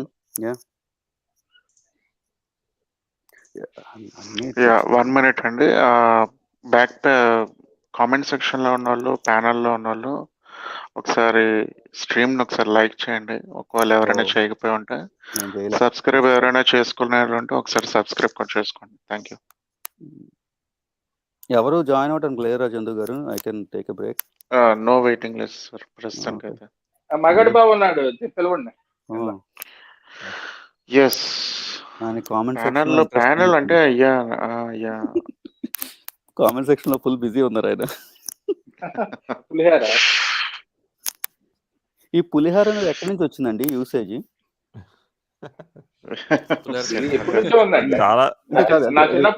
కాదు, మూవీ రెఫరెన్స్ ఎక్కడో నుంచి మొదలవ్వాలి కదా. అది మూవీ కాదు, నా చిన్నప్పటి నుంచి ఉందండి. పులిహార కలపడం అనేదా? అవునా, ఆ వాడుకలో ఉందా వాక్యం? వాడుకలో ఉంది, మేము వాడేవాళ్ళం మా చిన్నప్పుడు. ఓకే, మీనింగ్ మారిందా? మీరు చిన్నప్పుడు వాడినప్పటి నుంచి ఇప్పటికి మీనింగ్ మారిందా దానికి? మా చిన్నప్పుడు త్రిపులెక్స్ జోక్ అనమాట అది. ఓకే, పులిహార కలపడం అంటే ఇప్పుడు వాడుకలోకి వచ్చేసింది అంటే. ఇప్పుడు జనరల్ అయింది, అది ఆశ్చర్యంగా ఉంది నాకు. మీ చిన్నప్పుడు అంటే ఎన్ని ఏళ్ళు సార్? అంటే జస్ట్ క్యూరియస్. మీరు ఎంత అనుకుంటే అంత. శ్రీపి గారు, మీరు చెప్పాల్సిన ఆన్సర్ మీరు ఎంత అనుకుంటే అంత అని చెప్పాలి. అప్పుడు అడగాలి, చిన్నప్పుడు అంటే మీ డెఫినేషన్ ఏంటి? 90s అని. పెద్ద తేడా ఏం లేదులేండి, 10 ఏళ్ళ అటు ఇటు. నాకు ఇంకో క్వశ్చన్ ఉంది, అంటే not related to the topic, but while we're taking a break from the topic. ఈ యూసేజ్ లో one of the common words I use, ఇప్పుడు ఎవరు అష్రఫ్ లేడు, I think Venkatesh might know it. ఈ నిబ్బా నిబ్బి అనే యూసేజ్ ఉంది. What is the origin of that? ఈ సోషల్ మీడియాలో చూసాను నేనైతే ఫస్ట్. సోషల్ మీడియా ఇప్పుడు లేటెస్ట్ వచ్చింది, అది పిల్లోడు అని అర్థం. చిన్న పోరాడు. ఆరిజిన్ ఏంటని వర్డ్ ఎక్కడి నుంచి వచ్చింది? ఆ వర్డ్ మీరు కొన్ని వర్డ్స్ అడగద్దండి. జఫా అంటారు, జఫా అంటే అర్థం ఏంటి? Chandu garu, I think I heard a story about the origins of that word. బేసిక్గా నిబ్బా ఏదో ఒక భయంకరమైన ఆరిజిన్ ఎవడో రాశాడు ఎక్కడో ఆన్లైన్ లో. డ్రాక్స్ గారు, అది మా అప్పుడు ఏమనేవాళ్ళు అంటే, ఇప్పుడు నిబ్బాని వచ్చింది, మా అప్పుడు అరే పిల్ల బచ్చా అనేవాళ్ళు. పిల్ల బచ్చా ఇండియా మొత్తం ఉంది కదండి అది. ఇండియా మొత్తం ఉంది కదా యూజ్. ఇండియా మొత్తం ఉంది, కరెక్టే. నిబ్బా నిబ్బి తెలుగు వాళ్ళదే కాదు, ఇట్స్ అక్రాస్ ఇండియా. ఇండియా ఉంది, కరెక్టే. అది ఎక్కడో చదివాను నేను. ఇప్పుడు కరెక్టే, మీరు చదివింది కరెక్టే అనుకుంటా. కరెక్టేనా? నాకు ఎవరు చెప్పారు, ఐ జస్ట్ క్రాస్ చెక్. ఎందుకంటే it is a legal way of typing that word in social media. Exactly, and that people picked it up somehow, ఆ వర్డ్ ని చేసుకుని, అండ్ అది ఎందుకు వచ్చిందో కూడా తెలియదు, దాన్ని వాడేస్తున్నారు. అది బేసిక్ గా దాంట్లో కొన్ని వర్డ్స్, కొన్ని లెటర్స్ ని కొన్ని రీప్లేస్ చేస్తే ఒక రకమైన మీనింగ్ వస్తుంది. ఆ బిఎల్ ని కిందకి తిప్పితే ఏ వర్డ్ వస్తుందో ఆ వర్డ్ కోసం మొదలైంది. That is urban dictionary is Yeah, what yeah. Urban dictionary చెప్తుంది. Urban Dictionary చెప్తుంది, but I heard that from someone else too, but maybe their source is the same too. Or somebody would have created మీలాంటి doubt వరకు వచ్చి internet లో ఏం లేదని చెప్పి రాసి పడేసిన ఎవడో ఎక్కడో మిస్టైప్ చేసి ఉంటాడండి, తర్వాత నువ్వే అదే అన్నది వీడు రెస్పాండ్ అయి ఉంటాడు, అదే అంతే అలా క్యారీ అయిపోయి ఉంటుంది నాకు తెలిసి. అది అలా చాలా జరిగాయి హిస్టరీలో. అదే బేసిక్ కాకపోతే చిన్నపిల్ల అంటే చిన్న వయసులో చిన్నోడు అనడానికి యూజ్ చేస్తారు ఇన్ ఇన్సల్టింగ్ వే. అంటే బేసిక్గా ఆడు చేస్తున్న పనులకి ఆడి వయసు సరిపోదని. పిల్ల బచ్చా అని అర్థం. అరే ఇన్స్టాగ్రామ్ లో ఉంటుంది సార్ నిబ్బా నిబ్బి అని ఏదో ఉంటది, లైక్ హౌ ఈ యంగ్స్టర్స్ లో అలా కాన్వర్జేషన్స్ ఎట్లుంటాయి అని ఏదో ఉంటది, మస్తు ఉంటాయి ఆ రీల్స్. అది Okay. Sorry for the diversion. I can. No, but coming to the same thing, ఎవరన్నా చూడకపోతే డిడి రియాక్ట్ అనే ఒక ఛానల్ ఉంది. I think everybody should go and watch it. He analyzes the defense, Indian defense and Pakistani defense, and like very in detail about the weapons. Major Arya ఆయన కాదు actually, ఆయన కూడా channel ఉంది, but ఈ DD react ఆయన ఇంకొక ఆయన ఉన్నాడు. హీస్ నార్మల్ యూట్యూబర్, బట్ ఆయన చాలా సార్లు మేజర్ ఆర్యా వీడియోస్ యూజ్ చేస్తుంటాడు. గౌరవ్ ఆర్యా బాగా చెప్తాడు, ఆర్మీ ఆఫీసర్ ఆయన, బాగా చెప్తాడు. Is retired officer, I guess volunteer retire. Major దగ్గర రిటైర్ అంటే వాలంటీర్ రిటైర్మెంట్ అండి. He retired pretty young. I think he joined a TV channel or something as an analyst now. వాడు ట్వీట్ చేస్తానండి, Pakistan army chief ఇస్తాడు సమాధానాలు. చూడండి విచిత్రం. Major Arya మన ఇండియాలో ఏదో ఒకటి ట్వీట్ చేస్తాడు పాకిస్తాన్ గురించి. ఆర్మీ చీఫ్ బాజ్వా ఉన్నాడు కదా మొన్నటి దాకా, వాడు ఇచ్చేవాడు. ఆయన డిస్కషన్స్ కూడా బాగుంటాయి. I think we can watch ఆయన ఛానల్లో కూడా. ఆయనదో లేకపోతే ఒక పాకిస్తానీ ఛానల్ కు గౌరవ్ ఆర్య చెప్తాడు, మాట్లాడతాడు. చాలా ఏమంటారు, చాలా డీటెయిల్ గా అనాలిసిస్ చేస్తారు వాళ్ళు కూడా. ఏదైనా ఇండియాలో పైన కాశ్మీర్ ప్రాంతంలో అక్సాయ్ చిన్ను అటు సైడ్ పాక్ పోవడం ఆ ఇండియాకే కొంచెం ఆ షేప్ కే కొంచెం ఇది పోయింది, అందం పోయింది బేసిక్ గా నన్ను అడిగితే. అక్సాయ్ చిన్ చాలా చిన్న స్లివర్ అండి compare to what Pakistan had occupied. Right. చిన్న అదే వారు 62 వార్లో పోయింది అప్పుడు నెహ్రూ వల్ల. ఇది పార్లమెంట్ లోకి వచ్చి అడిగారండి ఎంపీలు, ఇలా పోయింది పాకిస్తాన్ అదే చైనా వాళ్ళు ఆక్రమించారంటే అక్కడ గడ్డి కూడా మలవదు, పోతే పోనేలే అన్నాడు. అలాంటి చాలా చేశాడండి. నెహ్రూ స్టేట్మెంట్లు చాలా ఉన్నాయి తెక్క అంటే పార్లమెంట్ లో బయట మీటింగ్ లో అన్నేళ్ళు అన్అపోజ్డ్ గా గెలుస్తా ఉంటే ఆ మాత్రం ఈడియసి ఎంటర్ అవుతుంది. పార్లమెంట్ లో ఆ సమాధానం చెప్తారా, గడ్డి కూడా మనం అక్కడ తొండలో గుడ్లు పెట్టుకుంటాయి అని. ఇప్పుడు చెప్పండి. లేదు, ఐ మీన్ అప్పుడు అది అక్సాయ్ చిన్ ఎనెక్స్ చేసుకున్నప్పుడు ట్రీటీ ఏమైనా తీసుకున్నారా వీళ్ళు? ఏమైనా ట్రీటీ అగ్రిమెంట్ ఏమైనా సైన్ చేసుకున్నారా? కాదండి, మనం దాన్ని ఏమంటారు, సీజ్ ఫైర్ అయింది, వాళ్ళు ఆక్రమించింది వెనక్కి వెళ్ళా కొంచెం కూడా, మన వాళ్ళు వెనక్కి వచ్చారు. అరుణాచల్ ప్రదేశ్ లో కూడా చాలా పోయింది. అరుణాచల్ ప్రదేశ్ ఉంది కదా ఇటు సైడ్, అది కూడా చాలా పోయింది. సో నేను ఇక్కడ ఒక చిన్న యాడ్ చేస్తాను, ఇర్రిలవెంట్ కానీ I want to add. Whom అంటే ఎవరు మన ఇండియన్ ఆర్మీ అంటే ల్యాండ్ సంబంధించిన దాంట్లో అందరికి చాలా మందికి, కొంతమంది తెలుసు కొంతమంది తెలియదు, రెజిమెంట్స్ గా డివైడ్ అయి ఉంటాయి మొత్తాన్ని, సబ్ సెక్టర్స్ కదా, అంటే టీమ్స్ రెజిమెంట్స్ కింద సబ్ డివైడెడ్ అయ్యి ఉంటాయి. Whom do you think is the most baddest regiment in Indian army? అంటే బ్యాడెస్ కంప్లీట్ గా. I know couple of them. I think RR is one and the Gurkha regiment is one. మీరు ఏ regiment అడిగితే వాళ్ళని చెప్పుకుంటారండి. I mean popular అయితే ఎవరండి? రాష్ట్ర rifles and Gorkha regiment, both of them. Gurkha is like వాళ్ళు they are known for their ferociousness. అంటే ఆ stories కూడా ఉన్నాయి కదా. I agree ఈ ఇద్దరిదే అంటారు. కుర్కీ కదా, గన్లో బుల్లెట్స్ కాదు, మీరు వెళ్ళి పంజాబ్ రెజిమెంట్ అలా చెప్పండి, వాళ్ళు ఒప్పుకుంటారని చూద్దాం. లేదు మీకు డైరెక్ట్ బ్యాటిల్‌లో వీళ్ళిద్దరికి Okay, ఉన్నంత I'll, ఇది I'll, లేదు I'll, వేరే no, వాళ్ళకి. I'll ask a simple question. Let's search it. Which So, regiment in Indian Army won the most Kumaon for the Kumaon longest war? Regiment అని ఉంటది ఒకటి no, ఉత్తరాఖండ్ no, హిమాచల్ ప్రదేశ్ లో. that's why I said they are popular ante, because ఇలా stories తెలుసు కాబట్టి. Of course, everyone else would have been much more braver. కానీ ఆ stories అంటే అట్లీస్ట్ నా దగ్గరకు రాలేదు. సో అందుకే నేను ఈ రెండు చెప్పాను అంతే. బ్రిటిష్ వాళ్ళ టైం నుంచి ఉందండి అది కుమావో రెజిమెంట్ అని ఉత్తరాఖండ్ లో ఉంటుంది. ఓకే, అందుకని ఉత్తరాఖండ్ నుంచి ఎక్కువ ఆర్మీలో వెళ్తారు.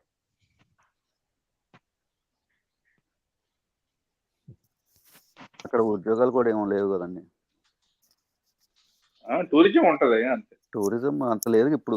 ఓకే, మీరు అలా చెప్తే బ్రేవెస్ట్ రెజిమెంట్ బెస్ట్ రెజిమెంట్ అంటే Sikh regiment one the highest number of gallantry awards. So VK అనేవి వచ్చారు ఇప్పుడే కొత్తగా వచ్చినట్టున్నారు. మీరేం మాట్లాడకుండా వెళ్ళిపోయారు ఏంటండి? నిన్న ఆయన మళ్ళీ రెండు నిన్న ఎవరు వస్తా అని చెప్పి వచ్చి జాయిన్ నో అయ్యారు. నో నో లేదు అతను కాదు, ఇతను వేరు. కొత్తగా వచ్చారో మరి ఎవరో తెలీదు. సో ఈ ట్రై టు టాక్ అంటే శ్రీపి గారు జోర్కి బెదిరిపోయి వెళ్ళిపోయారు ఆయన. నేను వెళ్ళిపోతానండి రబ్బర్ అండి. కాసేపు కాదు రెస్ట్ కాదులే. తీసుకుందామండి, కాసేపు రెస్ట్ తీసుకుందాం మనం. నేను బ్యాక్ స్టేజ్ లో పెట్టండి, కాసేపు కొంచెం స్పేస్ ఉంటే జనం వస్తారు. నన్ను వెంకటేష్ కూడా పెట్టండి. లేదు లేదు, స్టిల్ మీరు మ్యాక్స్ అయిపోయినట్టే సార్. అది ఇంకొక still exact 8 minutes. Exact 8 minutes I'm stopping. అందరూ దాని తర్వాత డిస్పస్ అయిపోదాం, అంతవరకు ఉందా, నో ప్రాబ్లం. సో అంటే ఈ రోజు నుంచి 2 hours అంటే సబ్జెక్టివ్లోకి వెళ్తాం కాబట్టి 2 hours ఆపేద్దాం. సో దట్ ఏంటంటే బోర్ ఫీల్ అవుతారు చాలా మంది. అష్రఫ్ బ్యాక్ స్టేజ్ లో ఉన్నాడా? లేదు, అష్రఫ్ ఇందాక వేరే వాళ్ళు వచ్చినప్పుడు he said he want to go back and have some break and come back. Yeah, so నేను ఇది చేసినప్పుడు అదే ఇందాక ఇది చెప్పారు కదా, శానిటీ చెప్పినట్టు ఈ రెండు అంటే there are lot of narratives అనమాట. Claiming or else explaining what they achieved. అంటే మోస్ట్ బ్యాడెస్ అంటే నథింగ్ బట్ అంటే వాట్ ఐ ఫీల్ ఈస్ అంటే ఈ గోర్ఖా రెజిమెంట్స్ కానీ రాష్ట్రీయ రైఫిల్స్ కానీ they don't damn care about lifes. అది పట్టించుకోవద్దు, డోంట్ డ్యామ్ కేర్. మిగతా వాళ్ళని నేను అన్నగానే ఎగ్జాక్ట్లీ మీరు ఆర్మీ జాయిన్ అయ్యి వెళ్తున్నారంటేనే రైట్. సో దాంట్లో తేడాలు ఏముంటాయి? I don't understand. Army join అయ్యి వెళ్తున్నారంటేనే, ఆర్మీ జాయిన్ అయ్యి ఫ్రంట్కి వెళ్తేనే అక్కడికి వెళ్ళి అనక్ర వచ్చినాయి ఏం లేవు కదా. There is no regiment that retreated, right? All regiments go and fight. So you are signing up for that duty. So వాళ్ళలో మళ్ళీ తేడా ఉంటుందా? నువ్వు ఒక అడుగు ముందు సార్ ఉంటాయి కదా సార్. మీకు పంజాబ్ రెజిమెంట్ ఉన్నాయి. ఇప్పుడు some regiments are completely dedicated for anti terrorism operations కి వాటికి ఉంటది. అవి మీకు ఇంకోటి ఏంటంటే డైరెక్ట్ బ్యాటిల్ ఫీల్డ్ ఉంటుంది, ఇంకోటి లైన్ ఆఫ్ కంట్రోల్ డ్యూటీస్ ఉంటాయి. రెజిమెంట్స్ అలా ఉండవండి. Regiments always get rotated. మీరు అనేది ఏంటంటే ఇప్పుడు ఎన్ఎస్జీ లా ఉంది, ఎన్ఎస్జీ క్రియేట్ చేశారు డిప్యూటైజ్ చేసి. Sir Rashtriya rifles and Gorkha rifles will not be on line of control duties లో వాళ్ళు లేరండి.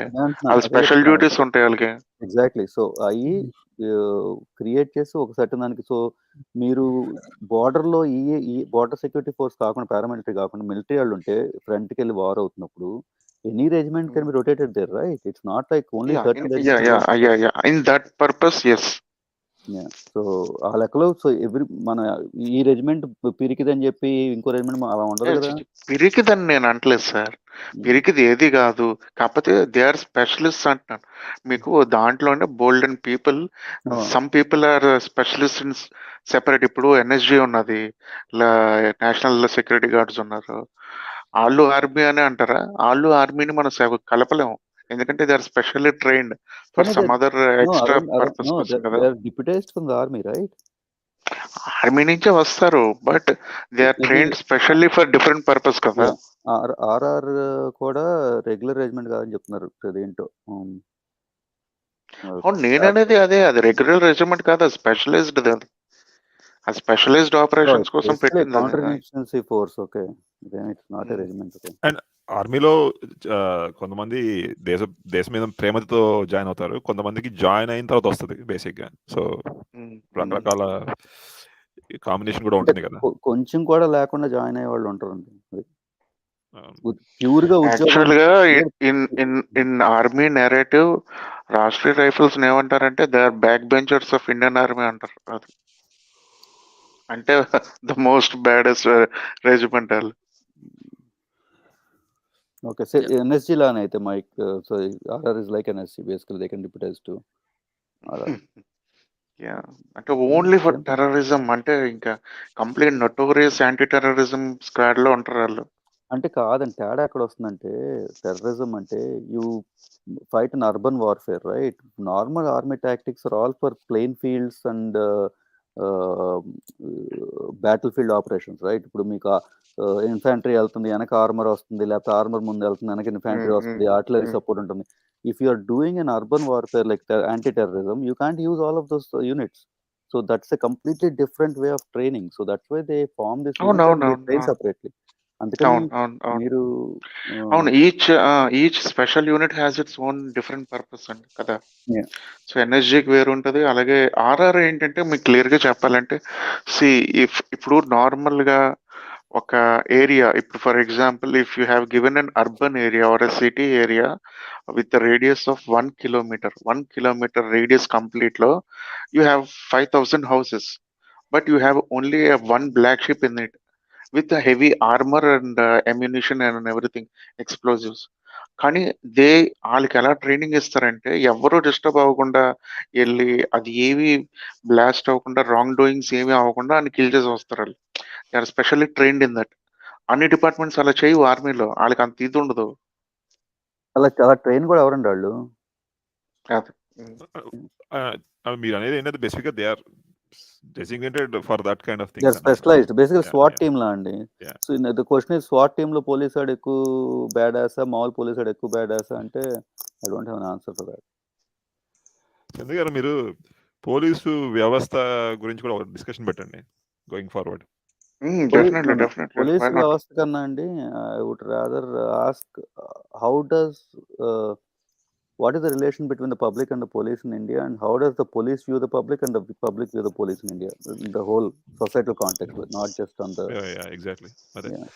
Basically Mohan Babu yes Mike, I completely agree with your comments. నేను చెప్పింది కూడా ఇంచుమించు అదే కదా. I mean, we can talk about RA and how does it compare with other intelligence agencies. And నాకు ఇంతవరకు I mean, మా బావ కంప్లీట్ గా ఇంటెలిజెన్స్ సార్ అరుణ్ గారు, సారీ టు డిస్టర్బ్. మనం కంప్లీట్ గా intelligence, international intelligence agencies like Mossad కానీ and ఇది కానీ మన రా కానీ అండ్ రష్యాది ఏమంటారండి, పేరు మర్చిపోయాను, ఏదో ఉంటుంది సార్ పేరు, బాగుంటుంది. ఇప్పుడు ఎఫ్ఎస్బి, ఇప్పుడు కేజీబీ ఉందా ఇప్పుడు? అప్పుడు ఉండేది, అప్పుడులో ఉండేది, ఇప్పుడు మరి ఏంటో తెలీదు. So we will talk specially, అంటే ఓన్లీ ఫర్ ఇంటెలిజెన్స్. మా బావ జోక్ వేసేవాడు బేసిక్ గా, మన ఇండియన్ రా ఎంత స్పెషలైజ్డ్ అంటే వాళ్ళు ఉన్నారని కూడా నాకు తెలియదు.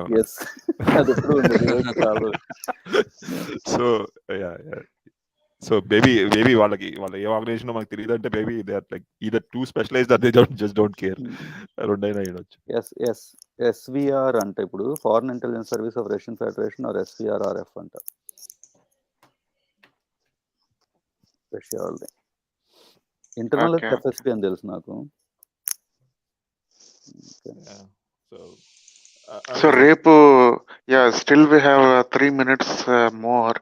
రేపు ఏం పెట్టాలనుకుంటున్నాం అంటే మీరు ఏమైనా సజెషన్స్ ఇస్తారా? If you want to give any suggestions. J S గారి దగ్గర నుంచి మొదలు పెట్టండి. జేఎస్ గారు చెప్పండి. జేఎస్ గారికి మనం ఆయనకి మాట్లాడడానికి కూడా ఛాన్స్ ఇవ్వట్లేదండి. జేఎస్ గారికి నేను ఫ్రీ హోల్డ్ ఇచ్చేసాను, మీరు ఇంటర్ఫియర్ అయ్యి ఎప్పుడైనా మధ్యలో ఎక్కేయచ్చు. లేదు, టాపిక్ తెలియనప్పుడు మనం తెలుసుకోవడానికి కొంచెం అంటే అలాగా మీరు ఇంటర్ఫియర్ అయిపోండి, మీకు ఏమీ మొహమాటం ఏం లేదు. ఇంటర్ఫియర్ నేను ఎక్కడైతే ఇంటర్ఫియర్ అవ్వాలనుకుంటున్నా అక్కడ అయ్యి క్వశ్చన్స్ వేసినవి ఉన్నాయి. But at the same time topic గురించి తెలియనప్పుడు వి షుడ్ లిజన్ కదా, అండర్స్టాండ్ చేసుకుని తెలుసుకోవాలి కదా. జేఎస్ గారు మీరు మాట్లాడినప్పుడు నేను వాల్యూమ్ పెంచేస్తాను. So no problem. మీరు ఎప్పుడు కావాలంటే అప్పుడు జాయిన్ అవ్వండి. వాళ్ళు పొద్దున గోల్డెన్ గ్లోబ్ దాంట్లో రెడ్ కార్పెట్ దగ్గర జూనియర్ ఎన్టీఆర్ వీడియో చూసా బేసిక్గా. నేను కూడా చూసిన. అండ్ నిన్న రాజమౌళి అదేంటి సత్ నాకు ఆ ఫోటో చూసినాడు. ఎవరు గుర్తొచ్చారు చెప్పనా? నాకు ఎస్ఆర్ గుర్తొచ్చాడు. అలాగే అనిపించాడు. ఓ యా, ఆ